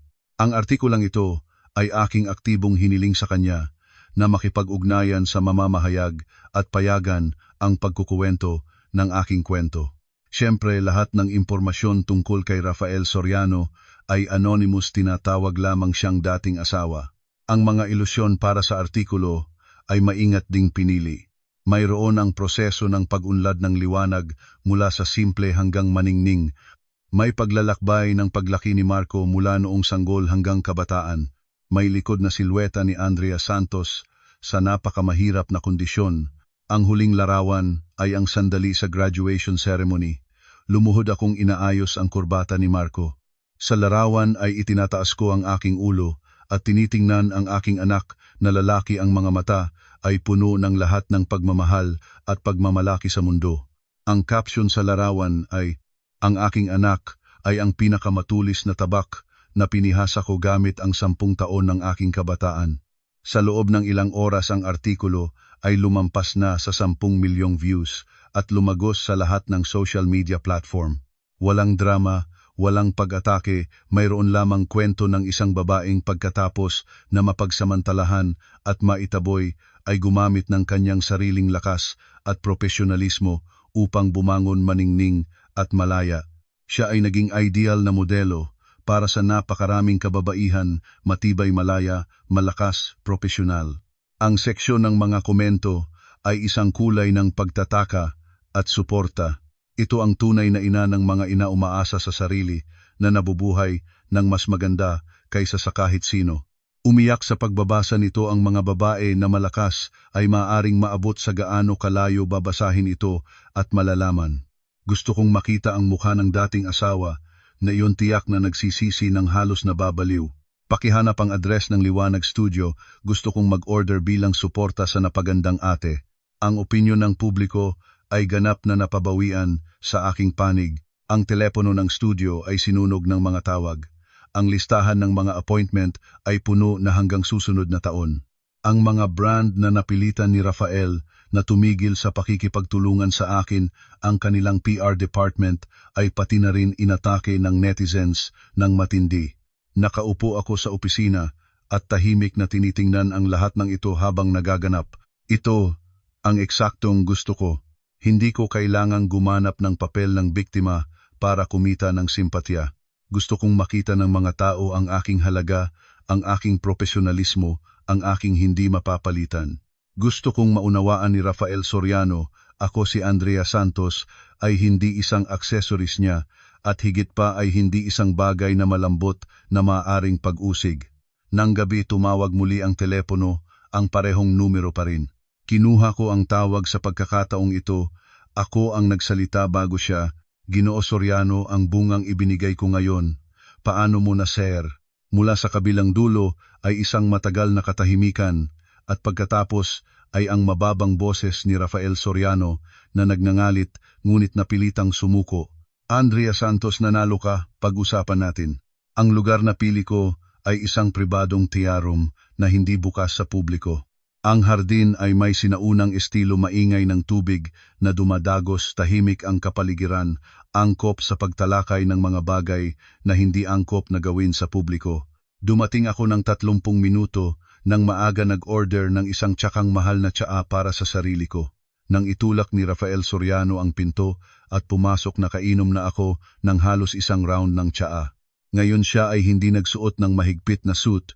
Tulad ng dati, napili ang isang cashmere sweater na kulay abo na nagsisikap na lumikha ng isang magandang imahe, ngunit ang magaspang na mga mata at mimi na labi ay nagpapakita pa rin ng pagkainit sa loob. Hindi siya nagdala ni Bianca at walang assistant na kasama na nagpapatunay. Sa wakas ay tinalikdan niya ang shell ng mapang-abusong boss at naghanda na makipag-usap tulad ng mga kapantay. Umupo siya sa katapat ko at tahimik na tinitingnan ko habang nagbubuhos ako ng isang tasa ng tsaa para sa kanya. Ang tubig ng tsaa na kulay amber ay kumikislap sa puting porselana na tasa. Andrea, sa wakas ay nagsalita siya, ang boses ay magaspang kaysa dati habang nakikinig sa telepono.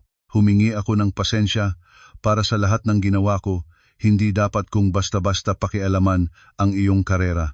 Huli na ang paghingi ng pasensya na ito at walang kahit anong taos-pusong intensyon. Hindi ako sumagot, hudyat ko na lang magpatuloy.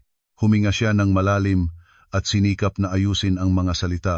Aminin ko na nang makita ko si Marco, nawalan ako ng kontrol. Ang katotohanang hindi ko nalaman ang pag-iral ng bata sa loob ng 10 taon ay kasalanan ko. Ngayon ay nais ko lamang magbayad. Sinuri ko ang kanyang file.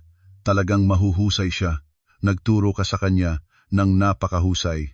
Huminto siya ng sandali, ang mga mata niya ay may kaunting tunay na sakit. Higit pa sa ibang anak ko ng maraming beses. Ang kanyang anak na babae kay Bianca, alam ko ng maliwanag. Isang prinsesang pinalaki ng masyadong mapusok, pilahan, hindi magaling sa pag-aaral. Umaasa akong magkaroon ng pagkakataon na lumahok sa buhay ni Marco pagkatapos nito. Hindi ko aagawin ang karapatan mo na mag-alaga sa kanya. Hayaan siyang manirahan sa iyo, palagi itong magiging tama. Ngunit kailangan ko ng karapatang manood, hindi bababa sa 2 araw kada linggo. Umaasa ako na maaari niyang makilala ang mga kamag-anak sa Soriano family at maaaring maayos na lumabas sa mga family gathering. At para sa kabayaran, nagtatayo siya ng trust fund para kay Marco. Anong halaga ang sabihin ko? Ang lahat ng gastusin sa pag-aaral niya. Pagkatapos, mula ngayon hanggang sa makatapos siya ng PhD, siya ang mag-aasikaso. Iiimbitahan ko ang pinakamahuhusay na mga guro sa mundo para sa kanya. 10% ng mga shares ng Soriano Capital, agad ko itong ililipat sa pangalan niya. Inilabas niya ang kanyang mga trump card, pera, mga resources, katayuan, ang lumang plano pa rin. Iniisip niya na ang mga bagay na ito ay sapat para mabili ang pagkakataon na isipin niya na nais niyang maging ama. Dahan-dahan kong ibinaba ang tasa ng tsaa, ang tunog ng ilalim ng tasa na nagtampi sa mesa ay lumabas ng mahinahon. Rafael Soriano, mukhang hindi mo pa naiintindihan. Tinitingnan ko siya, isa-isang salita ang nagsasalita. Ngayon ay nakikipagkita ako sa iyo, hindi para pakinggan mo ang iyong mga kondisyon, kundi para tanggihan ka. Sa buhay ni Marco ay hindi kailangan ng isang amang nagngangalang Rafael Soriano. Ang lahat ng mayroon siya ngayon ay ibinibigay ko sa kanya at naabot niya ng sarili niyang pagsisikap. Mabubuhay kaming maganda, hindi na kailangan ang iyong bayad, ang iyong shares, ang tinatawag mong mga resources ng mataas na antas. Para sa amin ang mga ito ay walang halaga. Nagalit siya nang labis na nananaknak ang dibdib. Dahil ba sa iyong sarili ay inaagaw mo ang karapatang makilala ang kanyang pinanggalingan? Ganoon ay hindi patas sa bata. Patas. Para bang narinig ko ang isang malaking biro. 10 taon na ang nakalipas nang iniwan mo ako para sa Bianca, nagsalita ka pa ba ng patas? nang itapon mo sa akin ang kasunduan na walang anak sa kasal at pinilit akong mabilis na lumagda, nagsalita ka pa ba ng patas? Nang itapon ang itim na card, tulad ng basura, ginamit ang pera para insultuhin ang huling koneksyon nating dalawa, nagsalita ka pa ba ng patas? Ano ang basehan mo ngayon para sa akin ay magsalita ng patas? Ang boses ko ay bigla na lang lumamig, ang kanyang mukha ay lalong namumutla ng kaunti.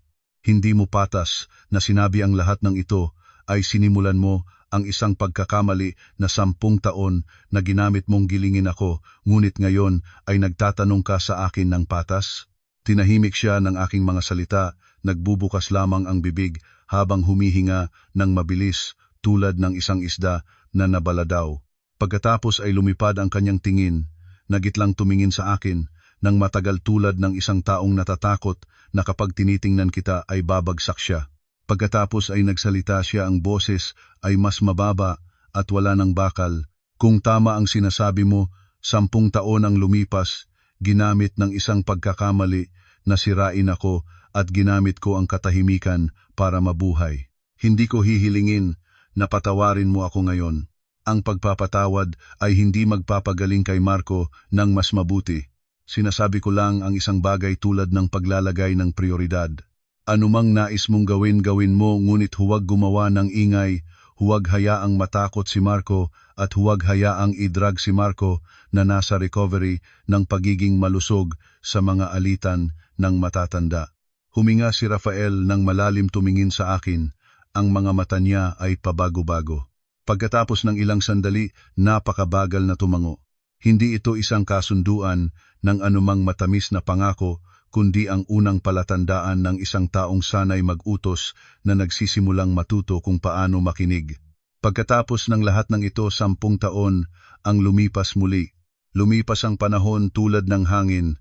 Sa Switzerland, sa venue ng pinakamataas na antas na AI Summit sa mundo, isang batang lalaki na matangkad at maganda ang mukha ay nakatayo sa entablado, gumagamit ng malinaw na Ingles, nagpapresenta sa mga nangungunang siyentipiko at investor mula sa iba't ibang panig ng mundo ng kanyang pinakabagong pananaliksik.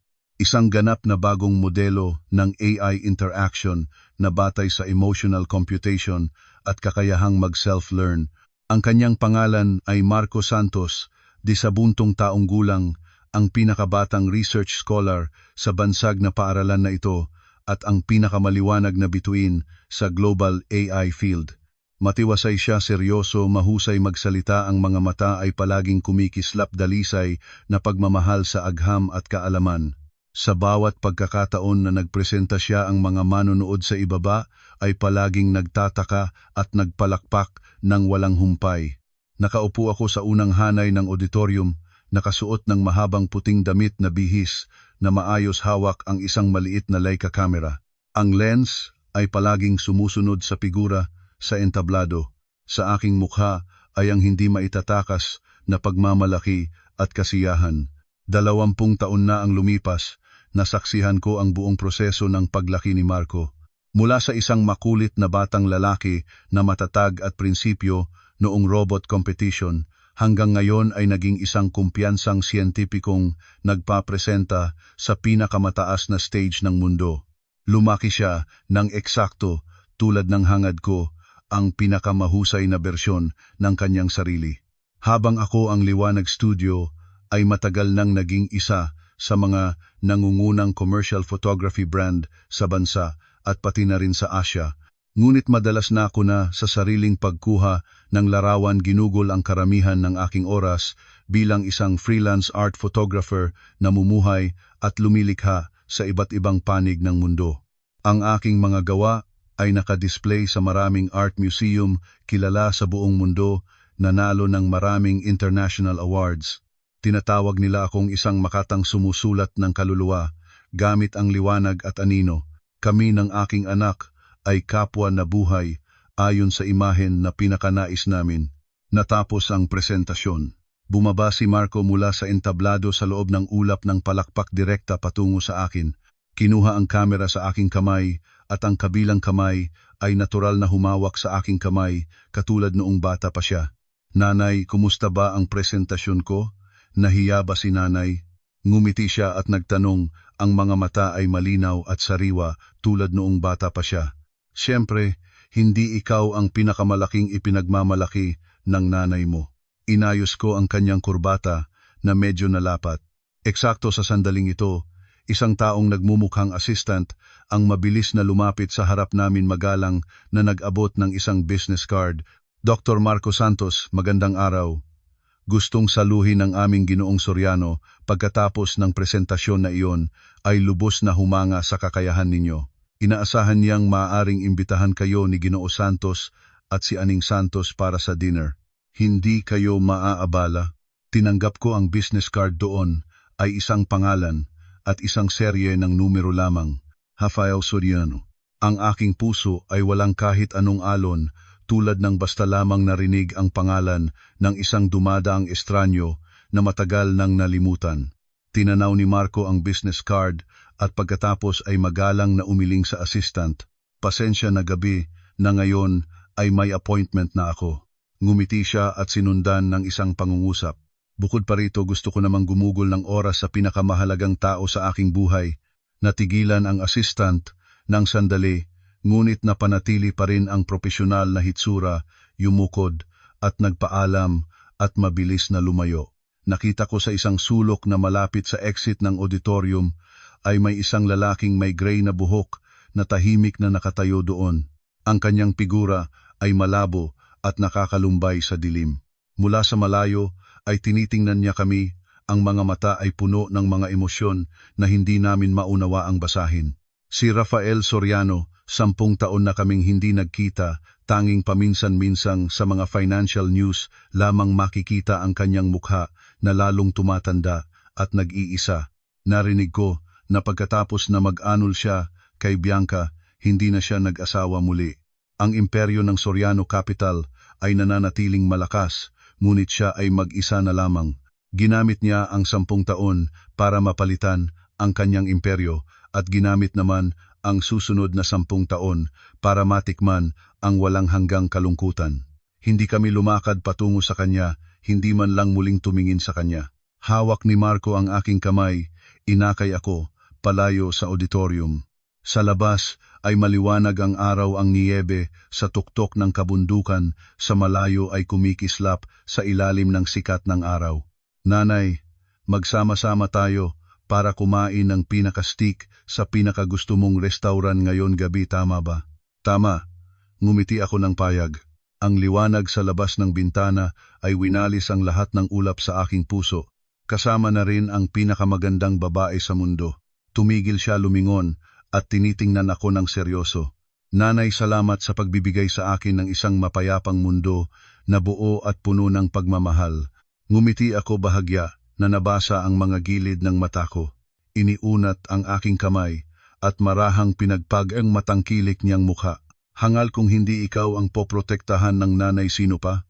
Sa ilalim ng sikat ng araw, nagpalitan kami ng ngiti. Sa likod ay ang nakalimutang nakaraan at sa harap ay isang malawak na kinabukasan, eksklusibo para sa aming dalawa.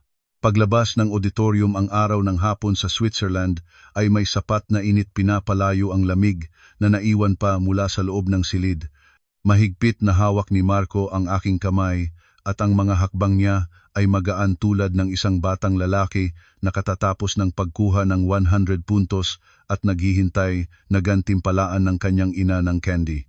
Nanay, saan tayo pupunta ngayon? Gusto mo bang dumaan sa antique camera shop na sinabi mo noon? Gusto. Pumayag akong ngumiti. Ngunit kailangan munang punan ang tiyan mo. Mukhang tutunugin ang tiyan mo sa buong mundo. Nagpigura siyang labis na nagpapahayag, kaya natawa ako. Natural lang iyon, ginamit ko ang lahat ng utak ko ngayon. Gutom na ako. Ganyan ang relasyon namin sa isa't isa. Hindi dahil lumaki siya ay lumayo kami sa isa't isa. Sa kabaligtaran, sa paglipas ng panahon, ay lalong nagiging katulad ng magkaibigang, katulad ng taong pinakamahal ng isa't isa, katulad ng pinakamatibay na sandigan ng bawat isa sa buhay. Pagdating sa hotel, si Marco ay pumunta para hugasan ang mukha habang ako ay nagsimulang ayusin ang mga larawan sa kamera. Bawat isa ay larawan ng anak na nakatayo sa tuktok ng mundo, nagliliwanag ng walang pagod. Nang kumabog ang pintuan ng silid, medyo nagulat ako sa oras na ito, ay hindi na dapat may bisita. Binuksan ko ang pintuan, nakatayo, sa labas ay ang assistant na kakakita ko lamang kanina. Mas marami pa siyang nagkukumust, pati na rin may bahagya na pagkabalisang hindi makita. Ginoo Santos, pasensya sa pag-abala. Bahagya siyang yumukod, dalawang kamay na nag-abot ng isang makatim na itim na sobre. Ipinapadala ito ni Ginoong Soriano para sa inyo at Dr. Marco Santos. Sinabi niyang ito ang nararapat sa inyong dalawa na 12 taon, kung paano ninyo ito aayusin ay nasa desisyon ng inyong dalawa. Pagkasabi niyon, muli siyang yumukod ng malalim at umalis tulad ng isang tao na ang pagtigil ng isa pang segundo ay magiging kalapastanganan na. Isinara ko ang pintuan, hawak ang mabigat na sobre, ang puso ko ay ganap na tahimik. Ano naman itong bago si Rafael Soriano, tiyak na isang bank draft o legal na dokumento. Ang mga bagay na iyon ay hindi ko nakilos, 10 taon na ang nakakaraan at lalo na hindi ngayon. Pumasok si Marco mula sa banyo nang makita ang sobre sa aking kamay ay medyo nagtataka rin. Galing sa kanya? Hindi alam. Tiyak na huling sigasig niya. Ibinigay ko ang sobre sa anak, posible na itong huling pagkilos. Tinanggap ni Marco, binuksan ang sobre. Sa loob walang bank draft, wala ring legal na dokumento, isa lamang maayos na sulat at isang specially designed na USB. Sa sulat ay nakasulat ang pamilyar na sulat kamay ni Rafael Soriano, ngunit ngayon ay wala ng katangian tulad ng dati at sa halip ay nagdadala ng pagod at pagtanda. 2 linya lamang ang nakasulat. Marco, ang sulat ay para sa iyo, ang password ay ang iyong kaarawan, basahin mo o hindi ay nasa iyo. Mahaba-habang hawak ni Marco ang sulat, walang nagsasalita. Tinitingnan ko rin ang anak, ngunit hindi ako nagmamadali. Siya ay isang taong may sapat na gulang na may karapatang magsuriin at magdesisyon para sa kanyang sarili. Noon ay naalagaan ko siya sa bawat bagyo, ngayon ay panahon nang hayaan siyang sariling magpasya kung nais niyang buksan ang mga lumang bagay na nakabaon sa alikabok ng mga taon. Matapos ang mahabang sandali, itinaas ni Marco ang kanyang ulo, ang mga mata niya ay malinaw at determinado. Nanay, gusto kong basahin ito. Hindi ito dahil mayroon pa akong pag-asa tungkol sa kanya, at hindi rin dahil nais kong tanggapin ang amang ito. Bilang isang individual lamang may kaunting purong pagtataka tungkol sa pinagmulan ko. Gusto kong malaman kung ano ang umabot sa kabilang kalahati na bumubuo ng aking buhay. Naiintindihan ko ang nasa mata ng anak ko, hindi ito pagpapatawad, hindi rin pagkakasundo, kundi isang batang siyentipiko na naghahanap ng kanyang pinanggalingan gamit ang makatwiran at layunin na tingin. Tumango ako at ipinabibigay sa kanya ang tiwala ng ngiti. Oo, kasama ni nanay, basahin natin ito. Isinalpak ni Marco ang USB sa computer, isang naka-encrypt na file ang lumabas. Nag-type siya ng kanyang kaarawan, 8 numero tama sa unang pagkakataon. Nabuksan ang folder, sa loob ay walang trade secret, walang listahan ng mga assets, puro mga file na pekanahon at may petsa. Ang unang file ay ginawa sa kinabukasan, pagkatapos ng AI camp. Ang pamagat ay kay Marco Santos. Sulat na hindi maaaring ipadala. Unang sulat, ako at si Marco ay magkasamang nakaupo sa harap ng screen, tahimik na nagbabasa. Ang mga dokumento na may pamagat na sulat na hindi maaaring ipadala ay tulad ng isang mahabang pelikula na dahan-dahang binubuksan sa harap namin. Ang manunulat ay si Rafael Soriano. Ang panahon ay nakakalat sa loob ng 10 taon. Ang unang sulat, pagkatapos ng camp noong araw, ay puno ng pagkainit, galit at frustrasyon sa nabigong plano. Matagal niyang sinuri kung saan siya nagkamali. Isinumpa ako na sutil at si Marco na hindi marunong magpasalamat. Isang tipikal na mataas na mapanghimasok na kapitalista na nagpapabago pagkatapos matalo. Nang makita ng anak ko ito, ang gilid ng kanyang bibig ay umangat ng may bahagyang paghamak. Ang mga sumusunod na sulat ay karamihan din ganoon. Subukan niya ang lahat ng paraan, gusto niyang makita ang breakthrough mula sa negosyo, mula sa pampublikong opinyon, mula sa mga hilig ni Marco. Ngunit bawat beses ay inabangan ko at nilubos ang lahat. Ang mga sulat ng ito ay halos mga ulat ng pagkabigo, puno ng malamig na kalkulasyon at pagsusuri.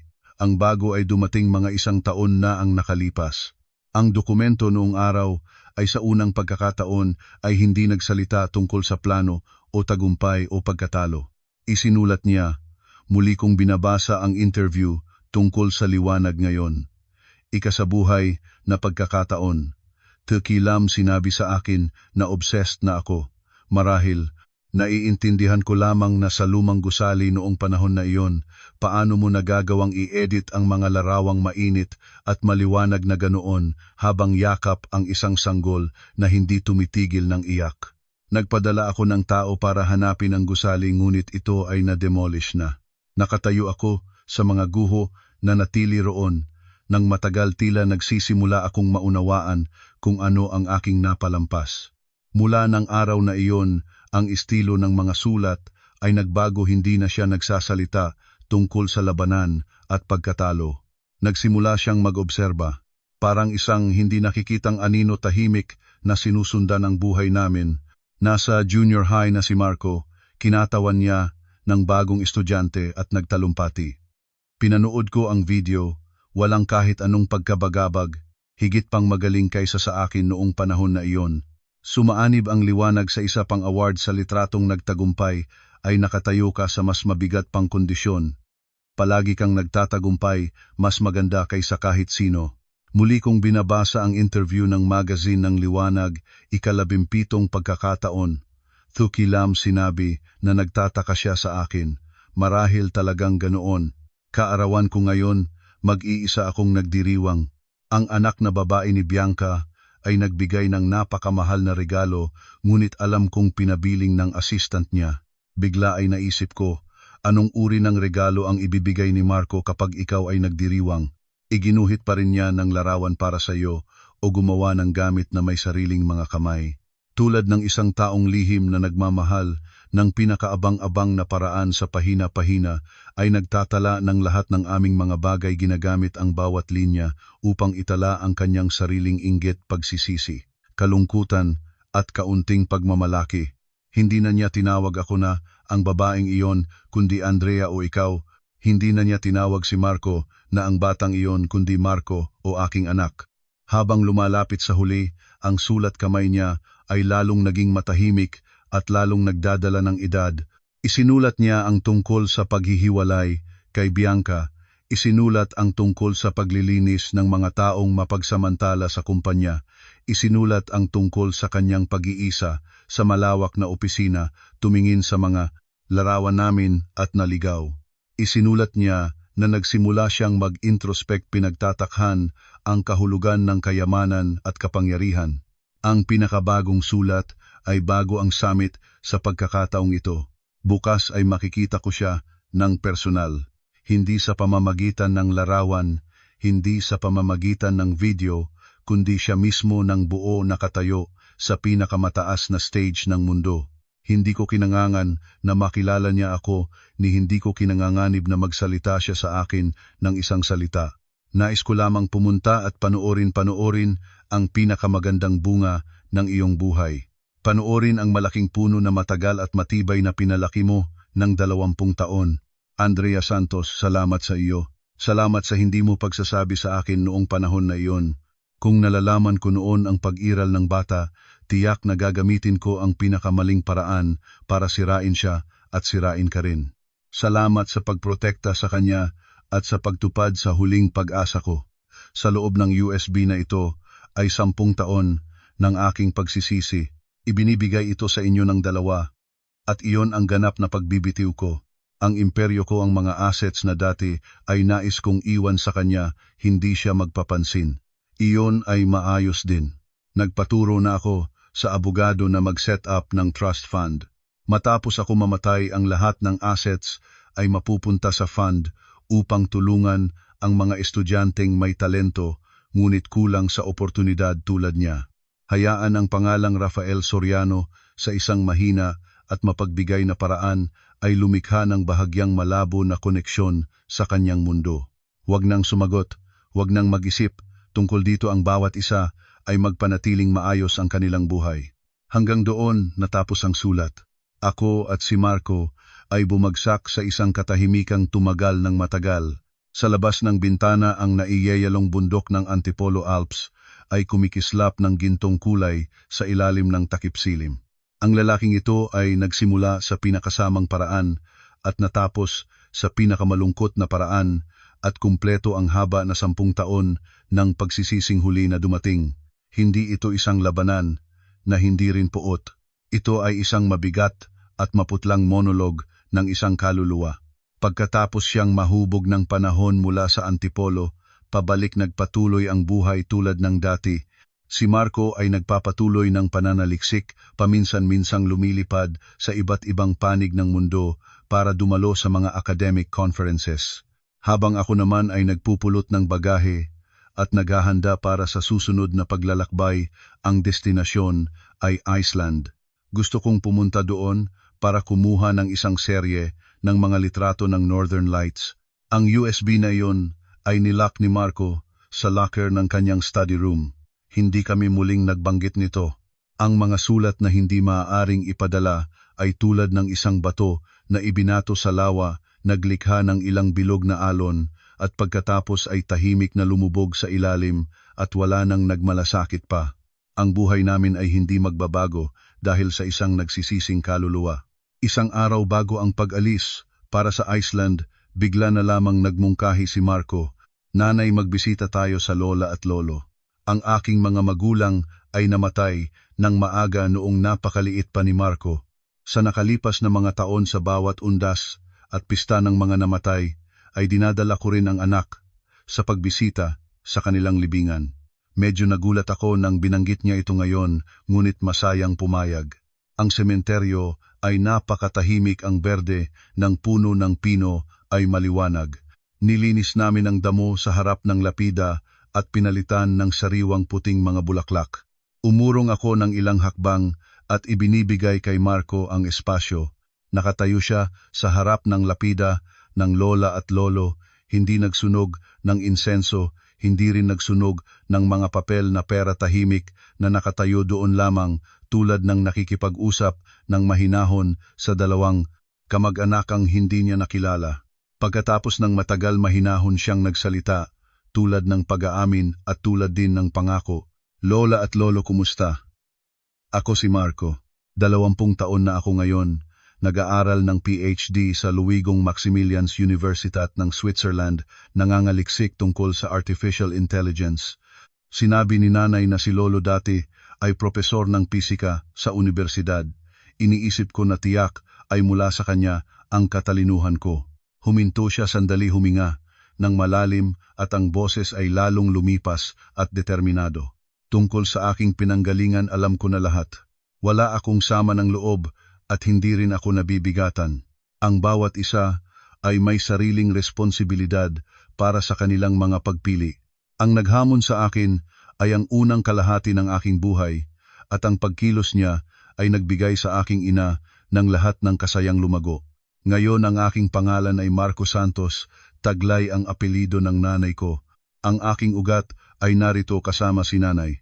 Tumigil siya sandali at ang tinig niya ay lalong malinaw at matatag. Lola at lolo, huwag kayong mag-alala, pagkatapos ni nanay ay mag-aalaga din ako sa kanya.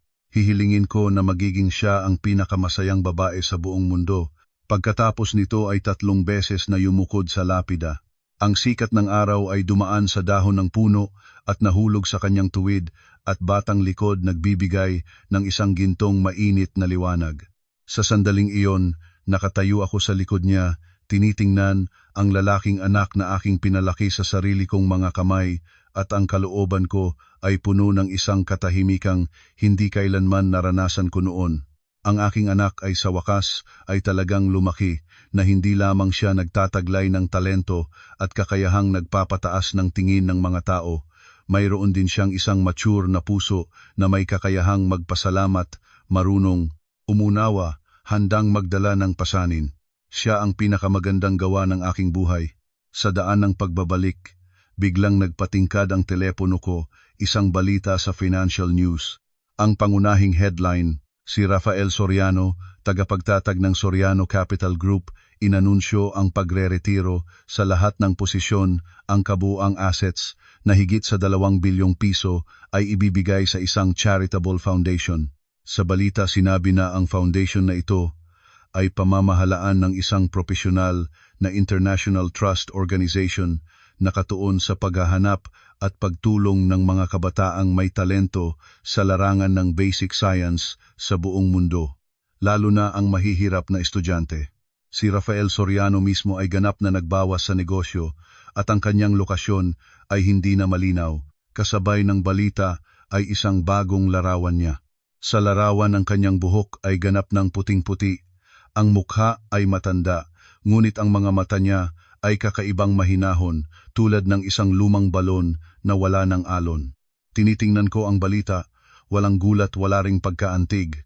Ginawa niya ang lahat, pinanatili ang kanyang imperyo at pagkatapos ay sarili niyang pinabayaan ang lahat, gumamit ng ibang paraan upang kumpletuhin ang huling paalam at huling regalo. Mula ngayon ay wala ng Rafael Soriano sa mundo ng negosyo, mayroon lamang isang Marco Foundation na nagliliwanag sa kinabukasan. Tinanggal ko ang notifikasyon at pinindot ang delete button. Ang mabigat na bato na matagal nang nagpabigat sa aking puso ay sa wakas ay ganap na naitapon. Naramdaman ko ang isang kalayaan at kaliwanagan na hindi ko pa nararamdaman. Ang labanan na aking ginamit ang 10 taon ng aking kabataan bilang pusta sa wakas ay nagtapos na may isang perpektong punto. Nanalo ako. Hindi dahil napilitang lagdaan ni Rafael ang kasunduan noong panahon na iyon, kundi dahil mula sa araw na iyon pababa, ang aking buhay ay hindi na magkakaugnay pa sa lalaking iyon. Ang aking mundo ay magiging ganap na mahinahon. Nang gabing iyon, personal ko itong niluto sa kusina, isang hapag na puno ng paboritong pagkain ni Marco. Sa oras ng kainan, ibinaba ni Marco ang kanyang chopsticks, seryosong tinitingnan ako. Nanay, hindi na ba darating ulit ang Tio Nino sa amin? Ang kaisipan ng mga bata ay mas mapanuri kaysa sa iniisip ng mga matatanda. Ang mga alon-alon na araw na puno ng bagyo, kahit sa bibig ay hindi nagsasalita si Marco, ngunit sa puso niya ay tiyak na maraming katanungan at pagkabalisa. Ibinaba ko ang aking mangkok, hinagod ang ulo niya at nagdesisyon na makipag-usap sa anak ng hayagan ng isang beses. Marco, natatandaan mo ba ang sinabi ko sa iyo noon? Sa batas, isa ka lamang ang mayroon ako. Tumango ang bata. Ang Tio Nino na iyon sa dugo, mayroon kang koneksyon sa kanya. Ngunit bago ka ipinanganak, iniwan na niya ang responsibilidad ng pagiging ama. Sa loob ng 10 taon, hindi siya nagsagawa ng kahit anong obligasyon, kaya hindi siya karapat-dapat sa titulo ng ama. Ang nangyari kamakailan ay kailangan ko lang ayusin ang ilang hindi pa natatapos mula sa nakaraan. Ngayon ay ganap na natapos na ang lahat. Tinitingnan ko ng diretso ang mga mata niya, malinaw at determinado ang bawat salita. Mula ngayon pababa siya at ang lahat ng kanyang mga kamag-anak ay hindi na lalabas sa ating buhay. Ang ating mundo ay kami lamang nating dalawa. Dahan-dahan na lumabas sa mga mata ni Marco ang isang manipis na patong ng luha. Hindi siya umiyak, tumayo, lumapit at inibalot ang kanyang 2 maliit na kamay sa aking leeg ng mahigpit. Nanay, ang boses niya ay paos na may kaunting hikbi. Salamat sa iyo. Hindi ko alam kung gaano karaming komplikadong damdamin ang nakalagay sa pangungusap na iyon ng pasasalamat. Marahil ay pasasalamat sa aking pagprotekta sa kanya. Marahil ay pasasalamat sa pagbibigay ko sa kanya ng isang mapayapang mundo. Maaaring pasasalamat rin dahil hindi ko siya kailanman iniwan.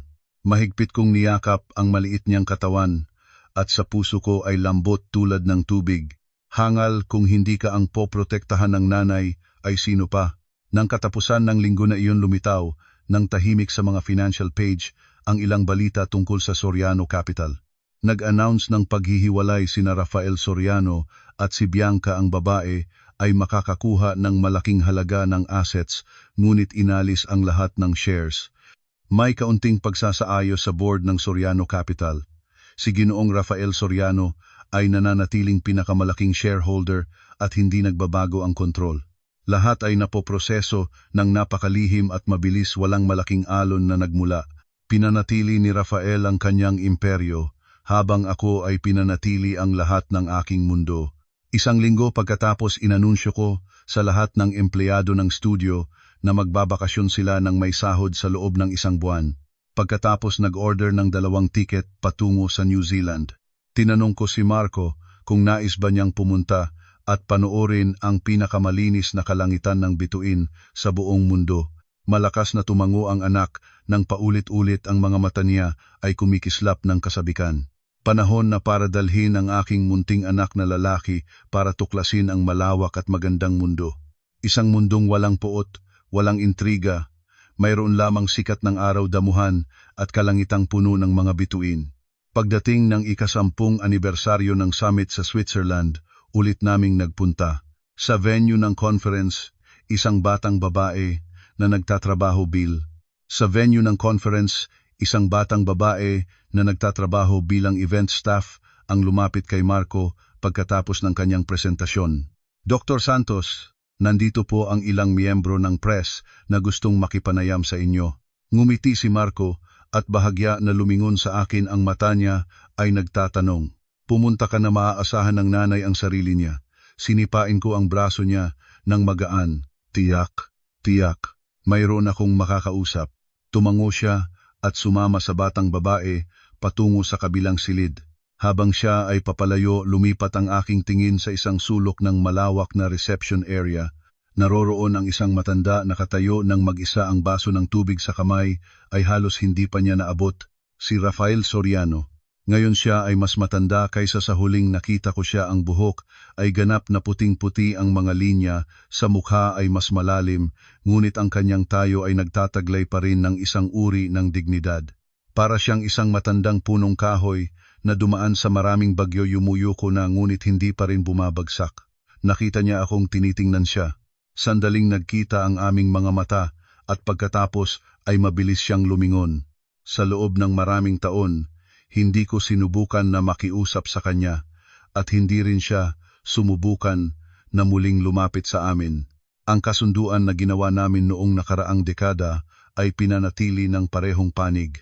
Ngunit ngayon, habang tinitingnan ko ang kanyang matandang figura na nag-iisang nakatayo sa gitna ng makulay na karamihan, naramdaman ko ang isang bagay na hindi ko inaasahan. Hindi ito pagmamahal, hindi rin pagkaawa. Isang simpleng pagkilala na ang mga pagpipilian ng tao ay palaging may katumbas na bayad at ang kanyang bayad ay ang katahimikan ng mga taong ito. Lumapit ako sa kanya, hindi nang nagtatakbong hakbang ngunit hindi rin nang nag-aatubili. Naramdaman niya ang aking paglapit at lumingon, ang mga mata niya ay lumawak ng bahagya pagkatapos ay nanatiling tahimik. Rafael. Hindi ko alam kung bakit ko siya tinawag sa pangalan ngunit lumabas ito ng natural. Andrea, ang kanyang boses, matanda na at paos ngunit nagtataglay pa rin ng timbang. Ilang segundo ang lumipas sa katahimikan. Napanood mo siya ngayon? Sa wakas ay nagtanong ako. Tumango siya, isang maikli at tiyak na kumpirmasyon. Napakahusay niya. 3 salita lamang ngunit sa loob nito ay nakalagay ang lahat ng bagay na hindi na niya kailangang ipaliwanag pa. Oo, pumayag ako. Sandali pang katahimikan. Ang USB sinimulan niyang sabihin. Binasa namin. Maikli kong sinagot. Tiningnan niya ako at sa kanyang mga mata ay lumabas ang isang tanong na hindi niya binibigkas. Nakiisa ka sa akin ngayon, ibig sabihin ba iyon? Hindi. Malinaw ang aking sagot. Walang pag-aatubili. Ibig sabihin ay naghanap ka ng katahimikan at ako rin. 10 taon ng labanan ay sapat na. Wala nang kailangang manalo o matalo pa. Tinitingnan niya ako ng matagal, pagkatapos ay dahan-dahang huminga. Maayos na iyon. Ang kanyang boses ay mahinahon tulad ng karagatan pagkatapos ng bagyo. Hindi na kami nagdagdag ng kahit anong salita. Lumiko ako at naglakad pabalik sa direksyon kung saan umalis si Marco. Andrea, tinawag niya ako muli isang beses. Huminto ako, ngunit hindi lumingon. Salamat sa pagpalaki sa kanya ng ganoon. 3 salita na huli at sa loob nito ay nakalagay ang 10 taon ng hindi masasabing pagsisisi. Hindi ako sumagot, ngunit naghintay ako ng isang saglit para marinig niya ang aking katahimikan at unawain kung anong kahulugan nito. Pagkatapos ay nagpatuloy akong lumakad, bumalik si Marco matapos ang 1 oras. Nanay, nahanap ka naman. Handa ka na ba? Gusto ko ng fondue ngayon, malala na talaga ang gutom ko. Ngumiti ako, handa na, halina. Hinawakan niya ang aking kamay tulad ng palagi niya at sama-sama kaming lumabas ng malawak na venue. Sa labas ang langit ng Switzerland ay puno ng bituin. Ang malamig na hangin ay mahinahon at malinis. Lumingon ako ng 1 beses tinitingnan ang malapad na pintuan ng venue sa aming likod. Si Rafael Soriano ay nakatayo pa rin sa sulok, ang kanyang figura ay gumagawa ng manipis na anino sa ilalim ng artificial na ilaw ng reception area. Siya ay isang anino na bumalik ng 1 sandali at ngayon ay muli na namang hihinto sa may gilid ng aming buhay. Hindi ko siya tinanaw muli. Ibinalik ang aking tingin sa kalawakan ng langit sa itaas at sa braso ng aking anak na maingat na sumasaklaw sa akin mula sa lamig. Nanay, anong iniisip mo? Wala. Ngumiti ako. Inaalala ko ang isang lumang kasabihan na sinabi ng iyong lola sa akin noong bata pa ako. Anong kasabihan? Huminga ako ng malalim at ang mga salita ay lumabas ng mahinahon tulad ng hangin. Sa buhay ang mabuting nagtitiis at nagtataglay ng katotohanan ang mabuti ay darating. Ngayon naiintindihan ko na nang lubos ang bawat salita.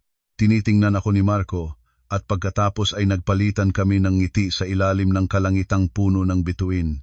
Sa aming likod ay ang nakaraan na matagal nang naiwan. Sa aming harapan ay ang kinabukasan, malawak, walang hanggan at eksklusibo para sa amin. 3 buwan pagkatapos natanggap ni Marco ang isang sulat, hindi ito nagmula kay Rafael Soriano. Nagmula ito sa isang legal firm. Ang sulat ay opisyal at profesional inanunsyo na ang Marco Foundation ay opisyal nang nabuo at nagsimulang tumatanggap ng mga aplikasyon mula sa mga batang siyentipiko sa buong mundo. Sa ilalim ng sulat ay isang maliit na nota na handwritten, Ginoong Santos, ang foundation na ito ay hindi nangangailangan ng inyong atensiyon o ng inyong pagsasangkot. Ito ay ginawa ng malaya at ang inyong pangalan ay ginamit lamang bilang inspirasyon. Kung may batang siyentipiko na natulungan nito iyon ay sapat na. Walang lagda. Ngunit pareho kaming nakaalam kung sino ang sumulat nito. Inilapay ni Marco ang sulat sa mesa at tinitingnan ito ng matagal. Nanay, palagay ko ay hindi na siya masama.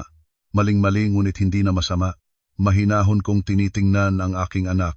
Karamihan sa mga tao ay ganoon. Maling-mali at sa tamang oras natutunan nila ang tamang paraan.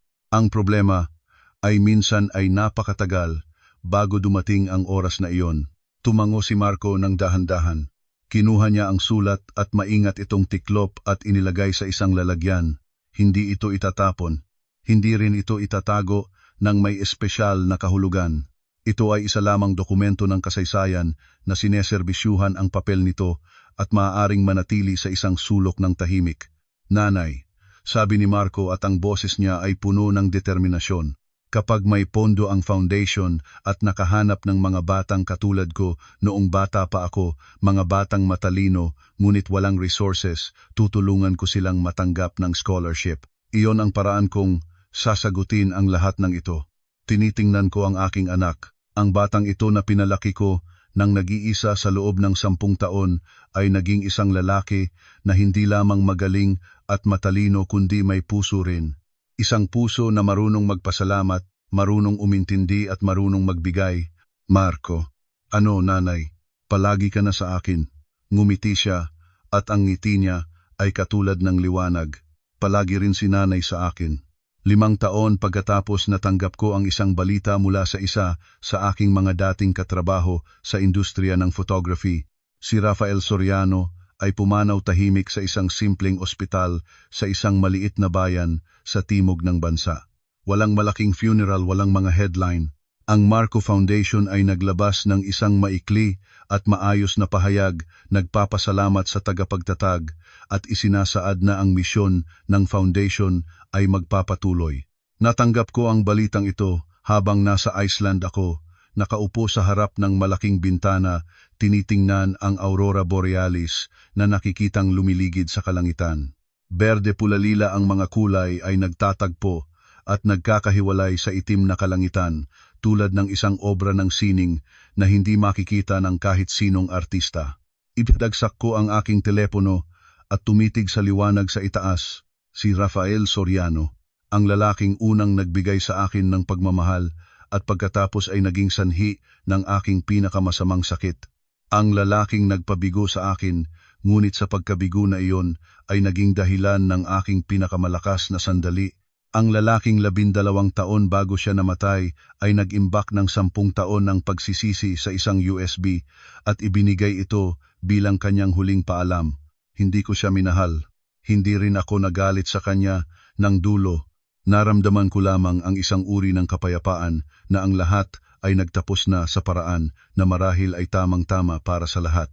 Kinuha ko ang aking kamera at kinuha ko ang pinakamagandang larawan ng aking buhay, ang Aurora Borealis na sumasaklaw sa buong kalangitan, maningning, malaya walang hanggan. Sa caption ng larawang iyon ay isinulat ko ang 3 salita lamang, para sa kalayaan. Nang bumalik ako mula sa Iceland, si Marco ay naghihintay sa paliparan. Hawak niya ang isang simpleng tanda na nakasulat doon sa malaking letra, "Pinakamagandang nanay sa buong mundo." Natawa ako nang malakas isang tawang tunay at puno ng kasiyahan. "Marco, ikaw ay 25 taong gulang na huwag nang maggawa ng ganyan. Hindi kailanman ay hindi ako magiging masyadong matanda para ipakita sa mundo na ang aking nanay ay ang pinaka-espesyal." Tinulak niya ang tanda pataas, nag-wave sa mga dumadaang tao. "Tingnan ninyo, ito ang aking nanay, ang pinakamagandang babae sa buong mundo." Namula ang aking mukha, ngunit sa aking dibdib ay isang init na hindi ko maaaring ilarawan. "Halina na, umuwi na tayo." Hinawakan ko ang kanyang braso at hinila siya palayo sa kanyang pagpapakita. Ngunit sa aking puso ang ngiti ay hindi natanggal sa buong biyahe pa uwi. Sa aming bahay sa Maynila, ang malawak na sala ay puno ng mga larawan. Mga litrato ni Marco mula pagkasanggol hanggang kasalukuyan. Mga larawan ng aming mga paglalakbay sa iba't ibang bansa. Mga gawa ng sining na ipinagkaloob sa akin ng aking mga kliyente. At sa gitna ng lahat, isang simpleng frame na itim. Sa loob ng frame ay ang larawan ng dalawa namin kuha noong graduation ceremony ni Marco. Lumuhod akong inaayos ang kanyang kurbata at sa sandaling iyon ay itinaas ko ang aking ulo at tinitingnan siya. Sa larawan ang aking mga mata ay puno ng lahat ng pagmamahal at pagmamalaki sa mundo. At sa ibaba ng frame, isang maliit na sulat sa sulat kamay ni Marco. "Salamat sa 10 taong tabak na iyong ipinihasa para sa akin." Ang tabak ay lumaya na. Ngunit ang liwanag na siyang pinagmulan nito hindi kailanman mawawala. Tinitingnan ko ang larawang iyon sa bawat araw na pagbabalik sa bahay, at sa bawat pagkakataon naramdaman ko ang parehong bagay. Ang kapayapaan ng isang taong nakarating sa kinaroroonan niya, ang kasiyahan ng isang ina na nakita ang kanyang anak na lumago ng tama. Ang kalayaan ng isang babaeng hindi pinahintulutang tukuyin ng kahit sino ang halaga niya. Hindi lahat ng kwento ay may masayang katapusan sa tradisyonal na kahulugan nito. Ang ilan ay nagtatapos sa katahimikan, sa tinanggap, sa kapayapaang natagpuan pagkatapos ng mahabang paglalakbay. Ito ay isa sa mga kwentong iyon. Si Andrea Santos ay hindi naging masaya dahil sa pag-ibig ng isang lalaki. Naging masaya siya dahil sa pagmamahal na ibinigay niya sa kanyang sarili at sa pagmamahal na ibinabalik ng kanyang anak araw-araw. Si Marco Santos ay hindi lumaki ng may ama, ngunit lumaki siya ng may isang ina na nagpakita sa kanya na ang pagmamahal ay hindi nakasalalay sa presensya ng dalawang magulang, kundi sa kalidad ng pagmamalasakit na ibinibigay ng naroroon. At si Rafael Soriano, ang lalaking nagsimula sa pinakamasama, ay natapos sa pinakamahinahon. Hindi sa pag-ibig na natagpuan niya, kundi sa katahimikang sa wakas ay nagpayag siyang dalhin ng walang kondisyon. Ang 3 buhay, 3 uri ng pagpipilian, 3 uri ng katapusan. Tanging ang tapat sa sariling puso ang makakakita ng tunay na liwanag. At ang liwanag na iyon, kapag natagpuan mo, na hindi na kailanman maaaring kunin ng kahit sino,